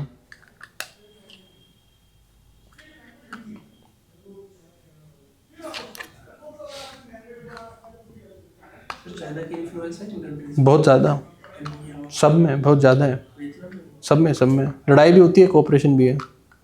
जैसे हमारा है, इतना बड़ा ट्रेड हमारा रिलेशन है और लड़ाई है दुनिया भर की है. ये अगर बस लिखना है तो दिस वाज फॉर्म्ड इन 2000 और इसमें हम हल्का हल्का म्यांमार को भी ऐड कर रहे हैं. ये दोनों vibrant economies are wanting to have development on these least developed countries of South east Asia. 2000 में फॉर्म हुआ था. इसका बस ऐसे ही हुआ था, तब से कुछ हुआ नहीं है. आपको एक लाइन में लिखना हो या कभी कुछ पूछ लिया जाए तो बस उस लिए. किस चीज़ के लिए? क्यों, फ़ायदा तो बहुत है. हमको साउथ ईस्ट एशिया में अपना प्रेजेंस चाहिए. साउथ ईस्ट एशिया में बात कर रहे हैं तो एशियान की बात कर लेते हैं.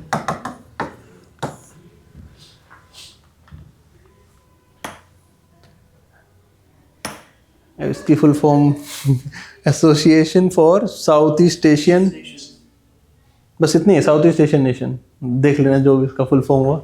1960s में बना था. एग्जैक्ट लिखते हैं कब बना था. ये 64 था शायद.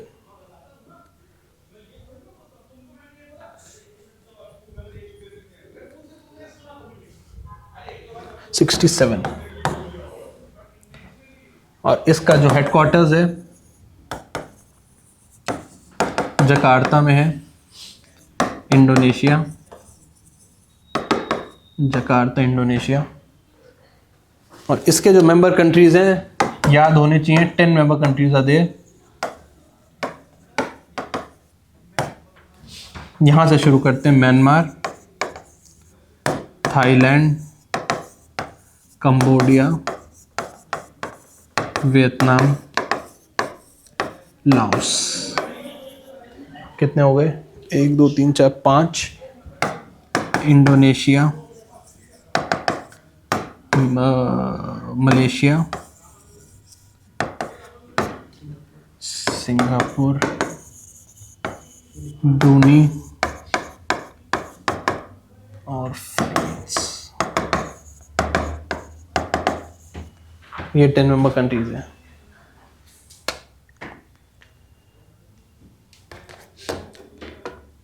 जो ईस्ट तिमोर और पापुआ न्यू नहीं, वो सब नहीं है. हाँ, ऑब्जर्वर तो इंडिया भी है. ऑब्जर्वर तो उसका यूएस भी है. लाओस, हाँ, लाओस. ऑब्जर्वर स्टेट्स होते हैं वो भूल सकते हैं. लाओस क्या कह रहे हो?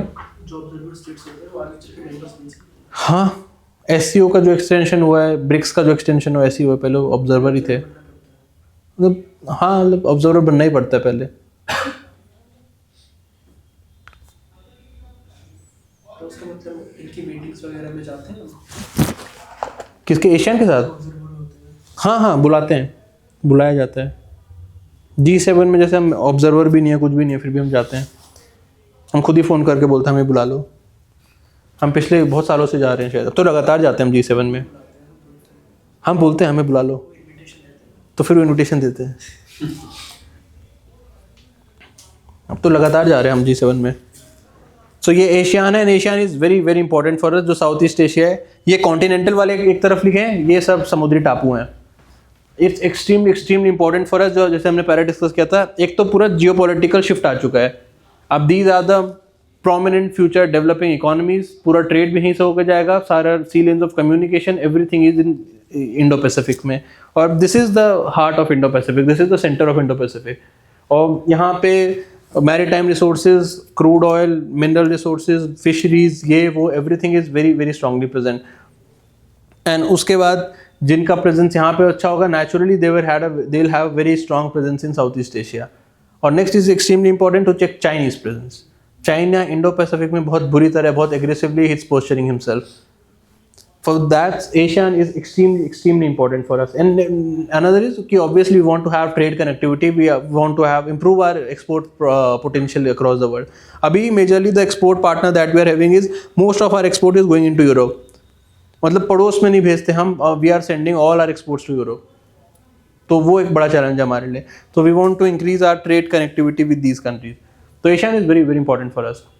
अब हुआ क्या कि सारे के सारे पूरा एशियान जो है यूएस अलाइज है, मतलब हमेशा यूएस के साइड ही रहेंगे. तो 1991 से पहले हमारे इनके रिश्ते नहीं थे, because we were slightly bended towards Soviet.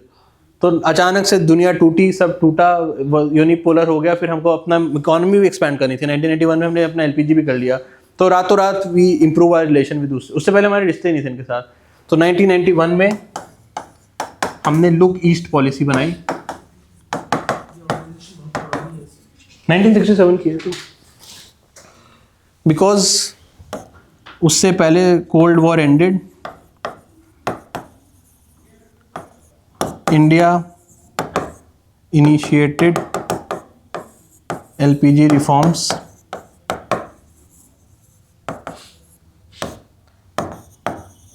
India looked for partners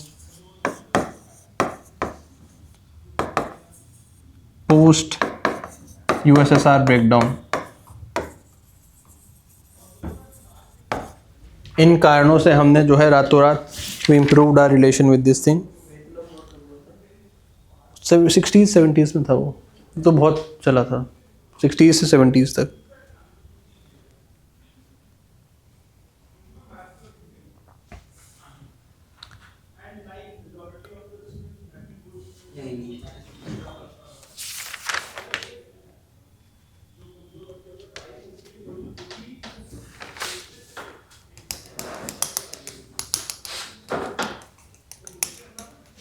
आपको तो नहीं देना ना इस साल पेपर, देना आपको भी. सर अभी प्रिपरेशन के अकॉर्डिंग तो नहीं रहूँगा, नहीं देना चाहिए. 26 में तो दो गई वो. तो इस साल का पूछ रहा हूँ. अभी कंफ्यूजन है देना कि नहीं. कोई नहीं, टॉस करके देख लो. देन उसके बाद हुआ क्या, और इंपॉर्टेंस वही जो हमने पहले इंडो पैसिफिक में हमने लिखा था, सारे सेम है इसमें भी. और Indo Pacific is ASEAN led. Indo Pacific का मतलब ही एशियन है. एशियन के साथ जिसके रिलेशन होंगे ऑब्वियसली उसी का इंडो पैसिफिक में अच्छा एक प्रेजेंस और ग्रिप बन सकती है. और देन 1995 में we became dialogue partner ASEAN के. इंडिया एशियन, इंडिया की बात कर रहे हैं हम. 2002 में India ASEAN summit level partner हो गया.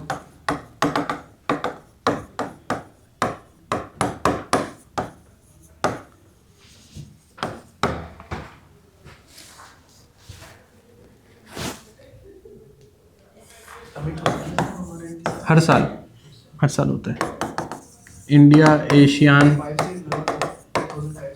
FTA. क्या चीज? 1-2 साल स्किप हुआ है शायद, है ना. मेजरली एनुअल समिट्स होते ही होते हैं उसमें. और 2000 वो फोटो आती है ना, ऐसे हाथ क्रॉस करके पकड़ते हैं मोदी जी सबका, ऐसे 12 के 12 खड़े होते हैं. Then strategic partnership agreement.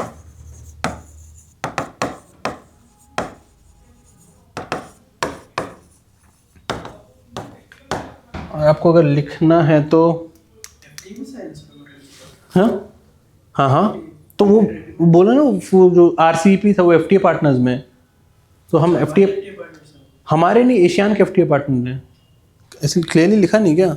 छोड़ो, उतना पीछे कौन करेगा. मतलब वो, अरे हम थोड़ी चाइना के FTA पार्टनर है.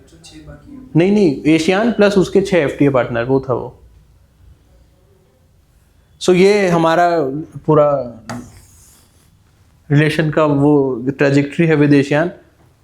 एंड क्लियरली इससे हमको ऐसे बता सकते हैं, it's one of the few countries in which India is punching above its weight. Our relation with ASEAN is excellent.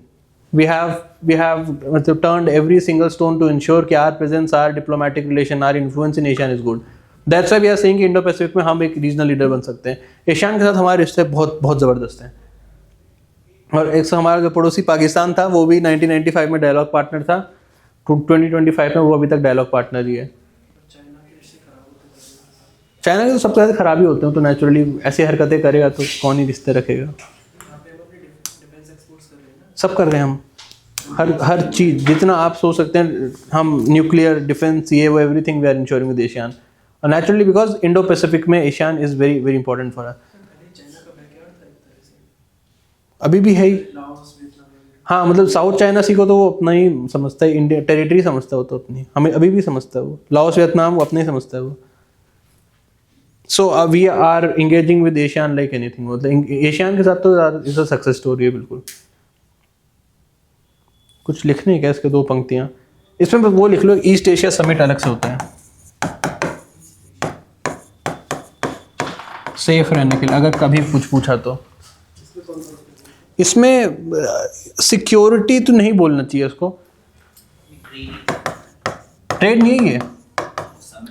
East Asia summit generally ये सिक्योरिटी के लिए, बट ऐसे कोई बोलता नहीं कि security. ASEAN plus 6 FTA partners. 6 मतलब ASEAN के 6 FTA partners. India, China, Australia, New Zealand, Japan, South Korea plus USA plus Russia. पूरी दुनिया है इसमें. ईस्ट एशिया समिट ये होता है, ये मतलब एक एशियान का एशियान का होता क्या है, वो हर साल सबको बुलाते हैं. तो उसमें जो मोदी जी हाथ घुमा घुमा के पकड़ते हैं उसी में होता है. तो उसमें चाइना वाइना वाले US रशिया सब आता है. तो उसमें ये समिट भी करते हैं, वो हर साल होता है ये समिट. जनरली ये इंडो पैसिफिक में और पूरा इंडियन ओशन में, पैसिफिक ओशन में सिक्योरिटी कंसर्न्स के लिए होता है. जनरली इसीलिए होता है. किसने नहीं, सब लोग आसियान के साथ अच्छे रिलेशन बनाना चाहते हैं, उल्टा है. दिस वॉज फॉर्म्ड इन 2005 और India was a founding member. हाँ भाव मिल रहा है. वो होता है ना कॉलेज की सुंदर लड़की, उसको साथ सब अच्छे रिलेशन बनाना चाहते हैं, तो ये वो वाला है. हाँ हाँ नेचुरली. हाँ पहले वो था हाईलाइट स्पॉट, अब ये हाईलाइट स्पॉट है.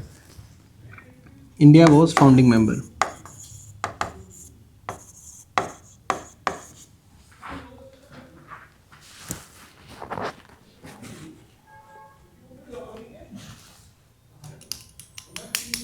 India is punching way above its weight. ASEAN में तो बहुत बहुत सक्सेसफुल रिलेशन है हमारी एशियान के साथ. अभी भी रिपब्लिक डे में भी हर अल्टरनेट या हर तीसरे बार एशियान के कोई लीडर आते हैं. इस बार भी इंडोनेशिया के आ रहे हैं.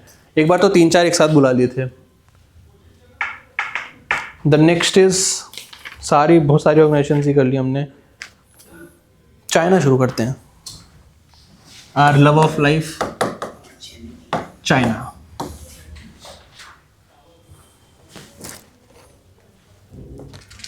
चाइना के रिश्ते हमारे वैसे ही रहे जो पूरी फॉरेन पॉलिसी. हमारी फॉरेन पॉलिसी चाइना के हिसाब से ही रखी हमने हमेशा. 62 से पहले एक था, फिर 1962 से 1990 तक एक था, फिर हमारी आंखें खुल गई 1990 से प्रेजेंट तक कुछ और था.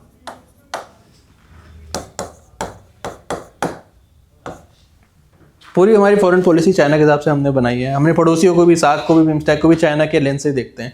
जहाँ चाइना जाता है उसके बाद ही हम जाते हैं. हमारी अफ्रीकन पॉलिसी भी ऐसी है. चाइना ने बनाई तो हम भी घुस गए. हमारी ईस्ट एशिया भी ऐसी है, हमारी सेंट्रल एशिया भी ऐसी है कि चाइनीज़ प्रेजेंस आए फिर हम चले गए. तो मतलब चाइना के हिसाब से ही हम सारा अपना फॉरेन पॉलिसी डिवॉल्व करते हैं. 62 से पहले we have an extremely idealistic foreign policy, because हमने लगा था कि चाइना अच्छा इंसान है. हमारे चाइना के साथ हमने एक्सेप्शनल डिसीजंस लिए हमने. आप हैरान हो जाओगे सुन के हमने क्या क्या किया था. We were the first country that recognise China, that recognise China's communist government. बाकी कम्युनिस्टों ने भी उसको रिकॉग्नाइज नहीं किया, क्यूबा ने रिकॉग्नाइज नहीं किया, किसी ने नहीं किया. We were the first country and we were not even close to being a communist. Communist से तो बहुत दूर थे हम. We were the first one to recognise China as a country. क्योंकि फिर वो ताइवान के थ्रू बोलते थे. सिक्योरिटी काउंसिल में भी ताइवान घुसा दिया उन्होंने, फिर खुद घुस गए finally. We were the first country that recognise China. The second is we openly against a resolution that was supported by both Soviet and USA that China is supporting Korean War. China was supporting Korean war, दोनों के resolution हमने explicitly हमने withdraw किया, हमने Soviet का भी वो resolution accept नहीं किया यूएन में, मतलब हमने अगेंस्ट में वोट डाला उस रिजोल्यूशन के to support China. And the third, the very infamous thing, we second Chinese claim over security council. वो बेकार की बात है, हमें कोई प्रमोट कर रहा था, हमको कोई सीट नहीं मिल रही थी. जैसे लोग बोलते हैं हम चाइना को मना कर देते तो हमें सीट मिल जाती, उतना वैसे नहीं होती दुनिया. But we supported we seconded the Chinese claim in security council. और चाइना मतलब पहले ताइवान के थ्रू गया वो, फिर उसके बाद वो चाइना खुद ही घुस गया. And we were the one of the first country that recognise Taiwan as an complete integral part of China. Till date we are, मतलब हमने हमेशा से throughout the Chinese existence में we have respected his in the idea of one single China. सब कुछ वो लूटता रहता है, ताइवान भी, हांगकॉन्ग भी. लोगों के तो हांगकॉन्ग से डिफरेंट रिलेशन हुआ करते थे, ताइवान में अभी भी पीपल हैं जिनके पास अलग रिलेशन है ताइवान. अब जैसे वो नैन्सी पेलोसी, वो एक्सप्लिसिटली ताइवान चली गई, तो जस्ट टू शो कि हम ताइवान से अलग डील करेंगे, चाइना से अलग डील करेंगे, हम ताइवान को चाइनीज टेरिटरी नहीं मानेंगे. हमने हमेशा through out one China policy को रिस्पेक्ट की है. और द नेक्स्ट, हमने पंचशील वनशील सब कुछ साइन किया, सब कुछ हमने वो किया. देन 1962 में we have a very bloody war with China. War तो क्या ही थी, आया मारा खुद चला गया. We have nothing to stop him. Guwahati तक आया उसने, ऊपर भी लद्दाख में सारा ले लिया. तो इट वॉज वेरी एकदम वाटरशेड मूवमेंट था फॉरेन पॉलिसी. फिर हम एक आइडियलिस्टिक से प्रेगमेटिक में तो नहीं, चाइना के साथ हमारे रिश्ते ही नहीं थे. उसके बाद से 1990 तक, बहुत लेट 1980s में जाके Rajiv Gandhi went to China. फिर उसके बाद कुछ हमने बातें शुरू करी. फिर 1990 के बाद we have a pragmatic relation कि चाइना इज अ थ्रेट. उसके बाद वी रिकॉग्नाइज दिस थिंग कि चाइना इज एन इरिडेंट स्टेट. इतना बड़ा है, फिर और बड़ा होना है उसको मैरीटाइम बॉर्डर्स भी चाहिए, उसको लोगों की ज़मीन भी चाहिए, उसको ये भी चाहिए, उसको वो भी चाहिए, भगवान जाने क्यों चाहिए उसको. But now we have accepted that thing कि that's an इरिडेंट state. And explicitly we have said in multiple forum. 21st century में इरिडेंट मतलब वो फैलने वाला, कि वो एक्सपेंशनिस्ट वाला. तो ये हमारे चाइना के साथ रिश्ते रहे हैं. और आज के ज़माने में 2017 तक we were having good relations. Good मतलब we were having defence cooperation, we were having joint defence military exercises. जिस फौज के साथ मिलिट्री एक्सरसाइज करी, फिर उसी फौज से लड़ रहे हैं. मतलब इतना ज़्यादा अनप्रिडिक्टेबल है सामने वाला कि कल तक उसके साथ हम जॉइंट एक्सरसाइज कर रहे थे, डिफेंस कोऑपरेशन था, फिर कल हम ऐसे आई टू आई हैं उसी फौज के आगे. तो इतना ज़्यादा अनप्रिडिक्टेबल है चाइना. सो 2017 तक वी हैव एक्सेलेंट रिलेशन. हमारा द शी जिनपिंग यहाँ पे आता था, इनफॉर्मल समिट्स होते थे. एक यहाँ पे कराया उसने चेन्नई में, we have an informal summit. Then our prime minister take this Xi Jinping to his home town in Vadodara and Ahmedabad लेके गए थे. देन एक वुहान में इनफॉर्मल समिट हुआ था, फिर यहाँ से वुहान गए थे.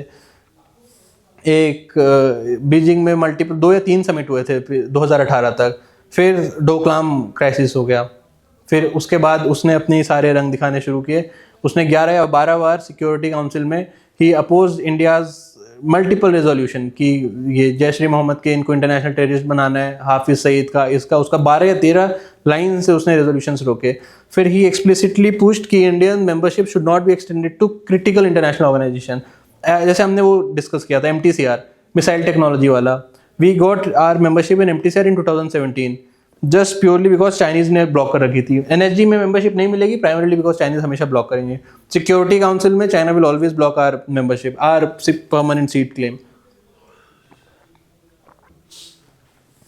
फिर उसके बाद फिर 2020 में तो खैर पूरी गलवान में लड़ाई हो गई. और उसके बाद से फिर पानी का तो हमेशा चलता है. पानी में ही इज़ वेरी, वो तो हर चीज़ में अनप्रेडिक्टेबल हमेशा से. वो ब्रह्मपुत्रा हुआ, we have no water sharing agreement, nothing. Same is for Indus, कोई शेयरिंग एग्रीमेंट नहीं है. बट इंदस में उतना क्रिटिकल नहीं है. ब्रह्मपुत्रा के लिए इट्स वेरी क्रिटिकल क्योंकि it's completely North East India का, the plains of Assam is dependent on this thing. And second is we need Chinese cooperation to mitigate the flood. हर साल फ्लड्स आते हैं आसाम में, तो कोई कोऑपरेशन कुछ नहीं है. सिर्फ मानसून टाइम में सिर्फ डेटा मिलता है हमको, वो भी पैसे देने पड़ते हैं हमको. वी हैव टू पे सम $1 million, कुछ 2 या 4 million डॉलर देते हैं. पैसे वो वाली बात हो गई ना कि डेटा लेने के लिए भी हम पैसे दे रहे हैं. एंड ये एक इंटरनेशनल कन्वेंशन होते हैं इसके, कि मतलब ये तो बेसिक होता है. सो उसके बाद वो डेटा भी कभी कभी गलत मिलता है, लेट भी मिलता है. देन उसके बाद फिर अभी वो ब्रह्मपुत्रा पे जिस तरह की हरकतें कर रहा है, और क्या दिक्कतें हैं. दिक्कत है. सेम इज विद ट्रेड में भी हर तरह के we have an issues with China. और इंटरनेशनल प्लेटफॉर्म्स पे ऐसे प्रोमिनेंटली नहीं, but in China is checking India's presence everywhere. कि इंडिया इज चेकिंग कि जो चाइना इंडिया के जो कोर अलाइज हैं, specifically in South Asia, specifically in South east Asia, in Central Asia, Chinese उनको चेक कर रहे हैं.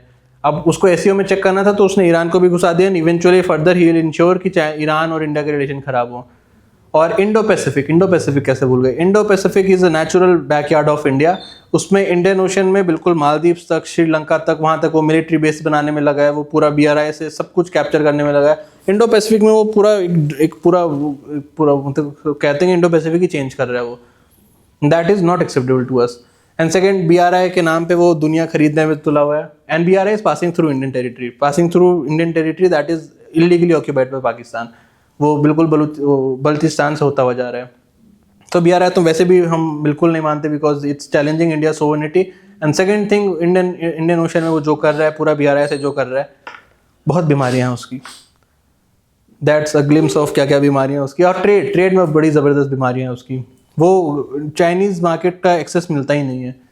सो ट्रेड, हमारा जो ट्रेड डेफिसिट है वो शायद 80-90 बिलियन हो चुका है शायद, मेरे को एग्जैक्ट डेटा नहीं पता।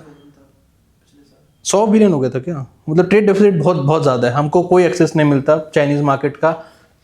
एक तो वो वैसे भी IPR फॉलो नहीं करते, उसके बाद वो रूल ऑफ ओरिजिन कुछ फॉलो नहीं करते। वो रूल ऑफ ओरिजिन मतलब हम अगर कोई चीज़ चाइना से इंडिया आएगी तो उसका कुछ एक स्पेसिफिक % टैरिफ है, लेकिन अगर वो चीज़ वियतनाम से आ जाएगी, क्योंकि वियतनाम और इंडिया का तो फ्री ट्रेड एग्रीमेंट है, तो उसमें कोई कस्टम नहीं लगेगा, तो वो इंसान चाइना से पहले वियतनाम तक भेजता है पूरा प्रोडक्ट, वियतनाम में बस वो फाइनल स्टिकर लगा देता है मेड इन वियतनाम को, फिर वो इंडिया में भेजता है। प्रॉपर्ली इस तरह के काम करता है वो, कि इस तरह के वो दूसरे जो हैं FTAs यूटिलाइज होकर एक्सप्लॉइट करके इंडियन मार्केट टैप कर सके। हमारे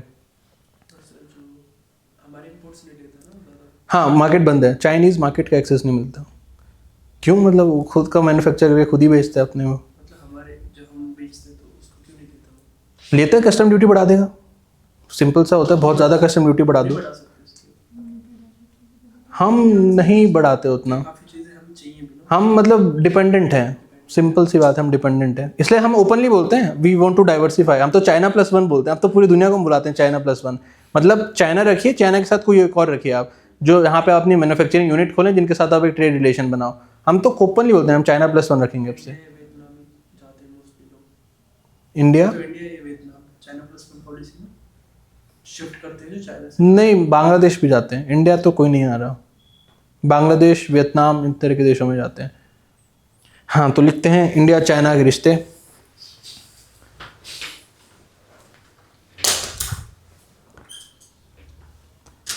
फर्स्ट फेज 1947 नहीं लिखते ना, 50 लिखते हैं फिर 1950 to 62।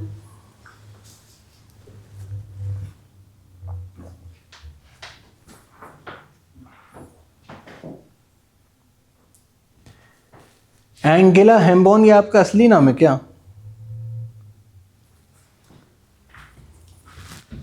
हाँ, 50 to 62 phase of idealism.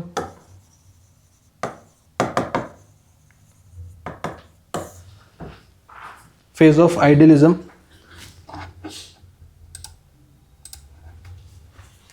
So इसमें write down, India was the first, one of the first लिखना, पहला तो क्या ही क्लेम करेंगे हम। India was one of the first country to recognize communist government of China. To recognize communist government of China.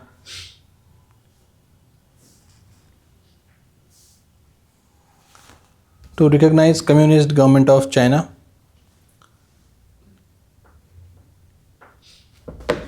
Second point, India opposed many UN resolution.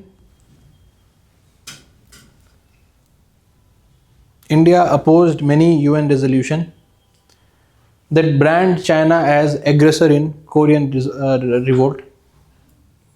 Many UN resolution that brand China as aggressor in Korean revolt.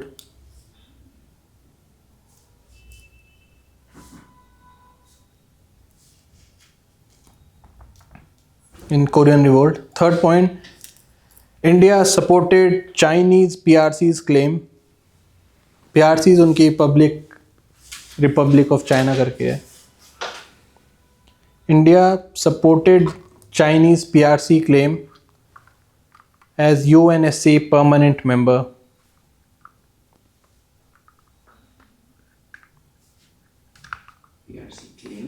as UNSC permanent member.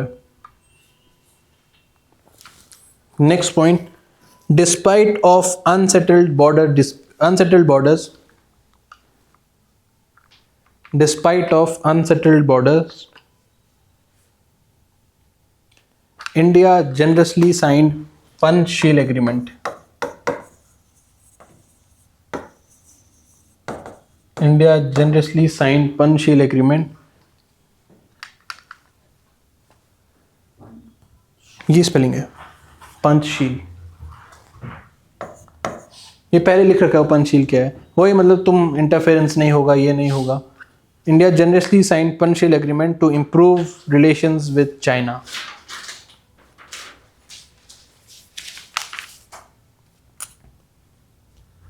To improve relations with China.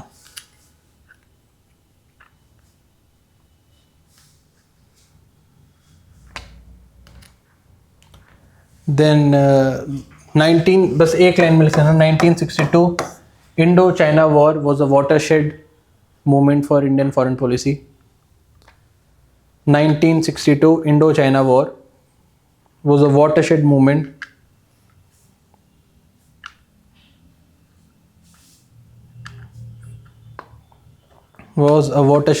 for Indian foreign policy.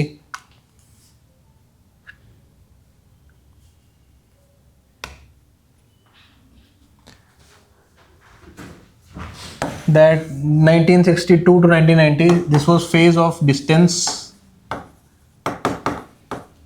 Proper दुनिया थी हमारे रिश्तों में. Sir जब उसने टाइपेड को occupy किया था तो किसी ने रेजोल्यूशन ही निकाला था, आया था, उसको भी सपोर्ट किया था. नहीं हम नहीं सपोर्ट करते, हम तो अभी भी नहीं सपोर्ट करते. कि वो तिब्बत उसका पार्ट है, नहीं कि वो तिब्बत में एग्रेसर है, हम पता नहीं क्यों.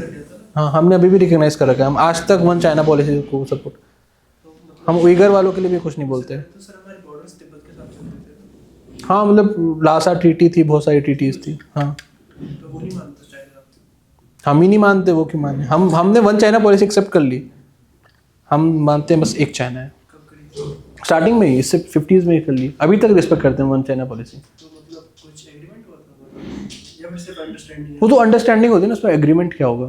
तो मतलब मना भी कर सकते हैं ना किसी भी टाइम हाँ हाँ वो तो एग्रीमेंट होने के बाद ही मना कर सकते हैं. मना करने में क्या है. कि हम नहीं मानते बन चाइना. हाँ अब ऐसे बोलते नहीं हम, क्योंकि चाइनीज डिपेंडेंस है. द फैक्ट इज कि अभी भी हम we are dependent on China. मतलब हमारे डिस्प्यूट चल रहा है, बॉर्डर डिस्प्यूट है, बॉर्डर डिस्प्यूट के टेरिटोरियल डिस्प्यूट्स हमारे, हमारी फौज लड़ रही है, हमारा ट्रेड बढ़ता ही जा रहा है.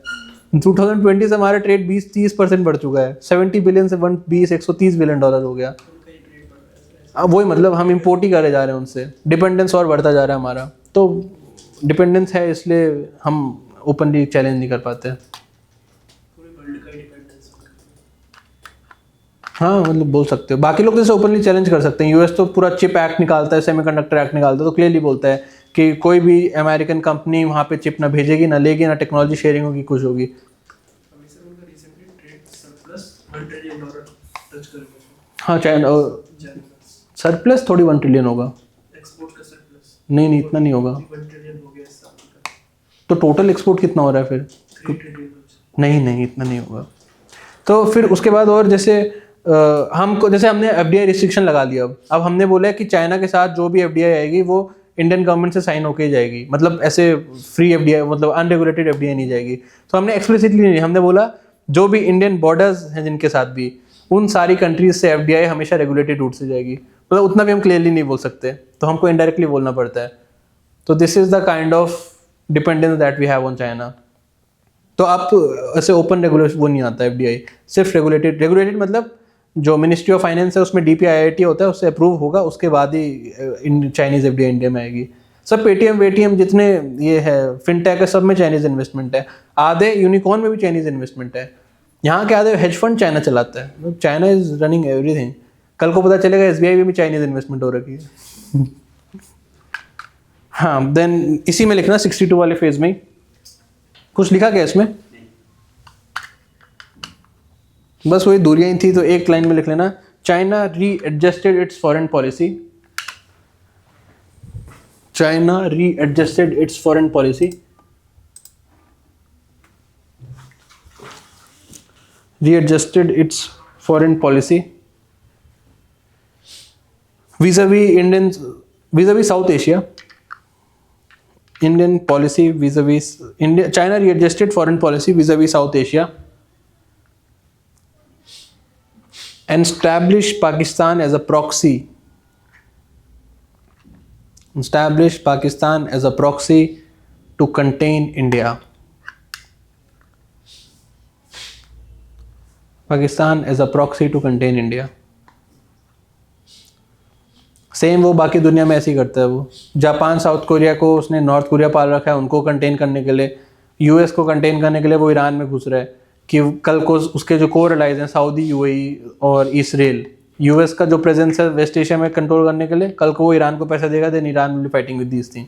सेम वो यूरोप में भी करना चाह रहा है. ईस्टर्न यूरोपियन कंट्रीज में भर भर के वो पूरा ईयू तोड़ना चाहता है. और उसने यही सेम कोशिश वेनेजुएला और इसमें भी करी थी, मेक्सिको में भी, कि कहीं कहीं से भी मैं एक पड़ोसी लूँ, उस पड़ोसी को एज एन मैं एक टूल की तरह यूज़ करूँ कि मैं उसमें उसका रीजनल जो क्लाउड है वो कम कर दूंगा. इंडिया के लिए तो very prominently he is doing. India ने न्यूक्लियर बम बनाया, अगले दिन उसने पाकिस्तान को भी दे दिया कि जाओ एक कम से कम एक न्यूक्लियर डिटरेंस सुना रहा है किसी के लिए. Then the next is 1990 to present phase of pragmatism.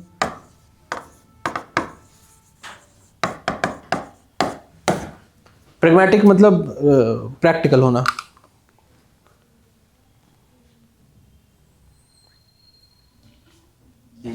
to present.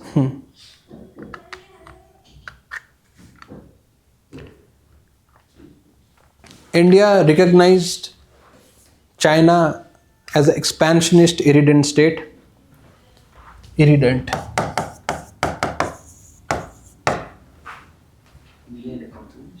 India recognized China as an expansionist irredent state.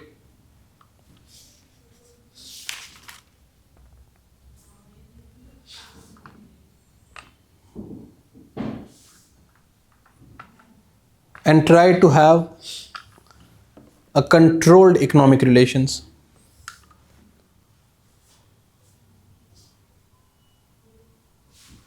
And tried to have controlled economic relations.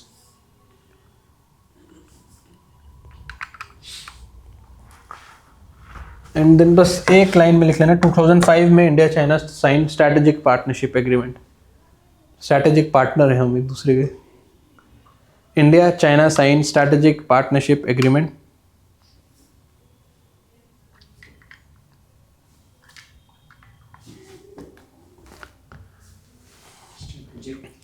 Partnership agreement. India China sign strategic partnership agreement. Focus area तो बहुत funny है, लिख लो फिर भी. with focus areas as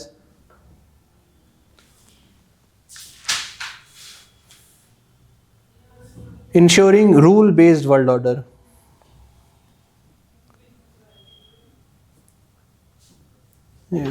तीन चार हैं. तो first one is ensuring rule based world order.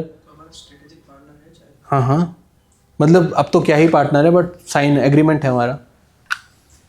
अब पार्टनरशिप एग्रीमेंट के फोकस एरिया देखो कितने फनी है. चाइना जैसे सब कुछ कर ही रहा है. Second is ensuring multilateralism. Ensuring multilateralism.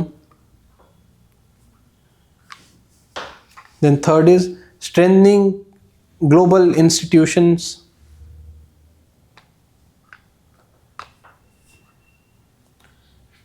Strengthening global institutions and ensuring cooperation in these institutions. And ensuring cooperation in these institutions.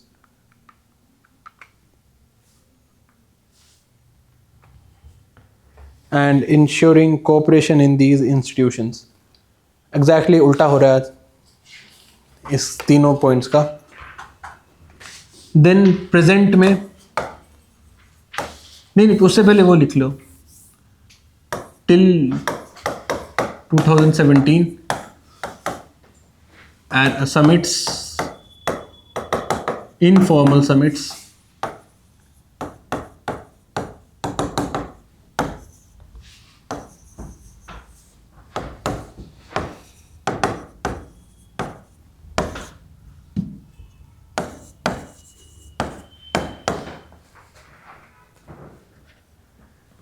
एक वुहान में हुआ था, एक महाबलीपुरम में हुआ था इनफॉर्मल समिट। फॉर्मल समिट्स तो बहुत सारे हुए हैं।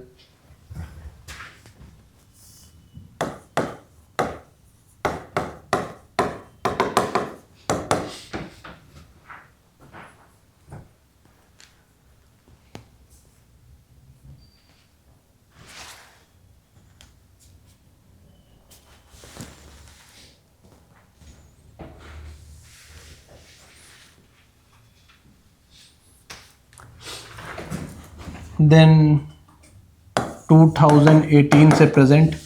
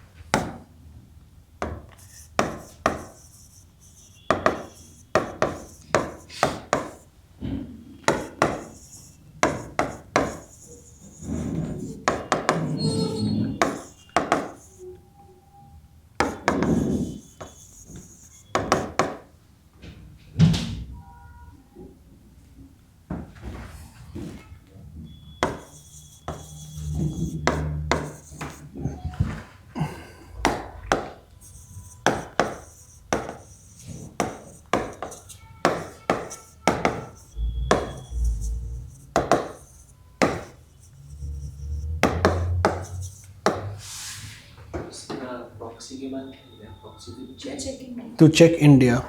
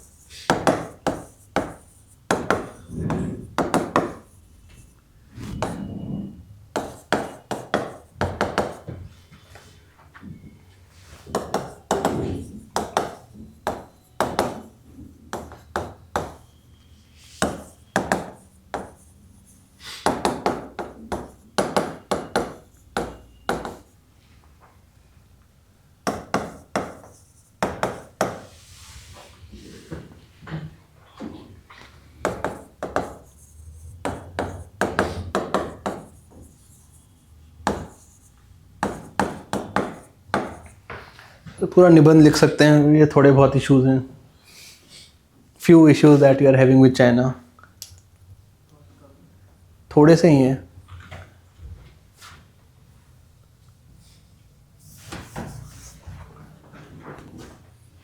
कितने 50-60 ही हैं बस, ये और कुछ नहीं है।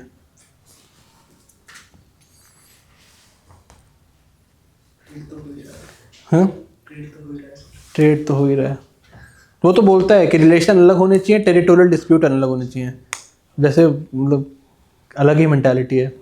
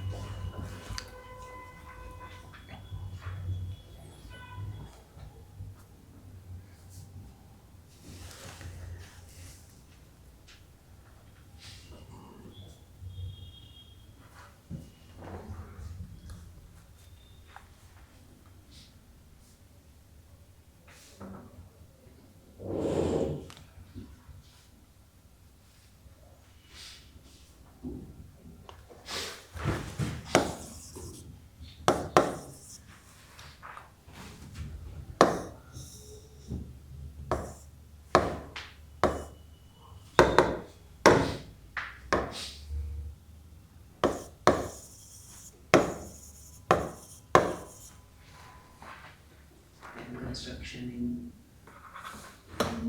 मेदोग, उसके डिस्ट्रिक्ट का नाम है मेदोग।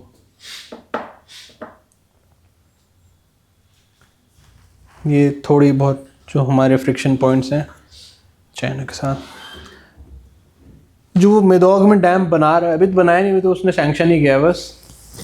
तो उससे हमें समस्या ये है, एक तो वो डैम नहीं है, वो कुछ डैम तो छोटा शब्द हो जाएगा जो बना रहा है वो। हाँ, ये ग्रेट वॉल ही है ये। तो मतलब ये तो क्लियरली बस ऐसा होता है कि to use water as a weapon. कल को वो क्लास चल रही है, अभी क्लास चल रही है अभी, तो to use water as a weapon. So इसमें जैसे इसका मैग्नीट्यूड आप ऐसे समझ सकते हो, they are saying the potential hydroelectric generation जो इससे होगा that will be to the tune of 60-70 gigawatts. 60 gigawatt is almost double of जो इंडिया आज प्रोड्यूस करता है, adding all hydro electric project जितने भी हमारे हैं। सो मतलब वो कुछ अलग ही कुछ बना रहा है। उससे पहले 3 गॉर्जेस डैम आपने सुना होगा।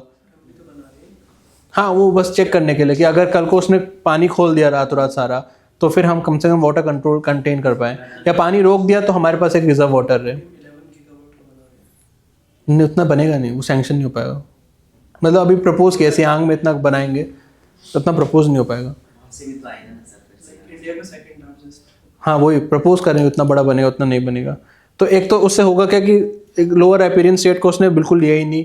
सेकेंड इज कि वो एक कल को इसको एज अ थ्रेट यूज़ कर सकता है, मतलब वाटर एज अ वेपन वो यूज़ कर सकता है। एंड नेक्स्ट इज पूरी इकोलॉजी बर्बाद कर देगा वहाँ की। वो इतना सारा पानी की जगह पे रुक रहा है, यू कैन इमेजिन उसका जो इतना वेट है उस पानी का कि इंडिया वो मोमेंट ऑफ इनर्शिया कम हो गया, मोमेंट ऑफ इनर्शिया बढ़ गया, सेंटर के पास ज़्यादा आ गया ना, तो थोड़ा सा और स्लो हो जाएगा अर्थ का रोटेशन। तो मतलब इस मैग्नीट्यूड का वो डैम बना रहा है वहाँ पे।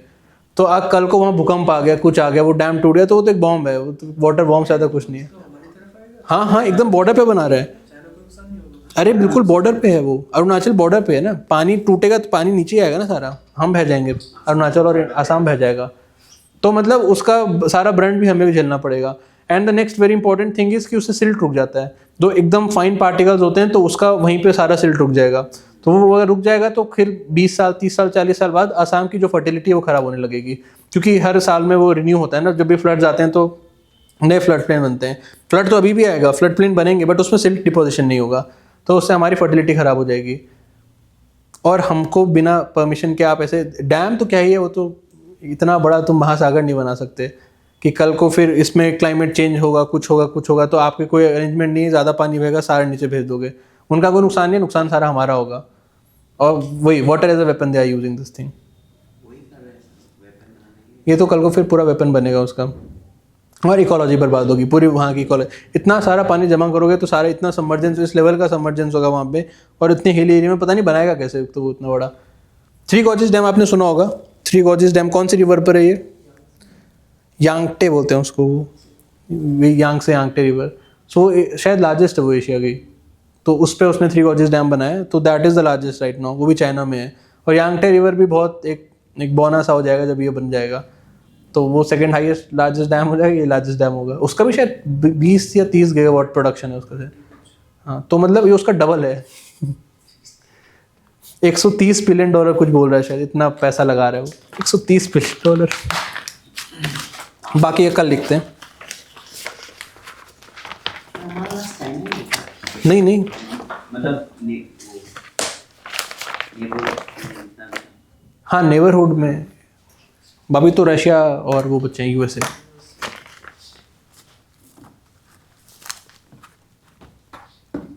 आप रोज नहीं आते? हाँ, प्रॉब्लम हो गई मेरे से, क्या हो गया था? दिन में पानी नहीं आता सुबह में। अच्छा अच्छा।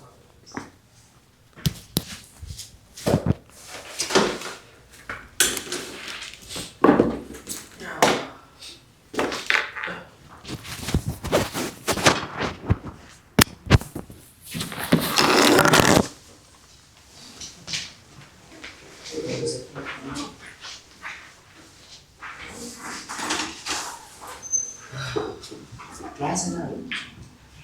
हाँ, उनके नीचे।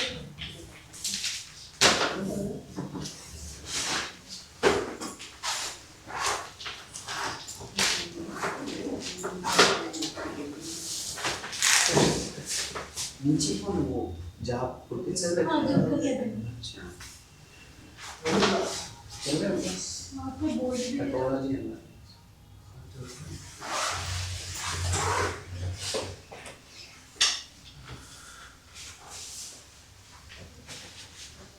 वो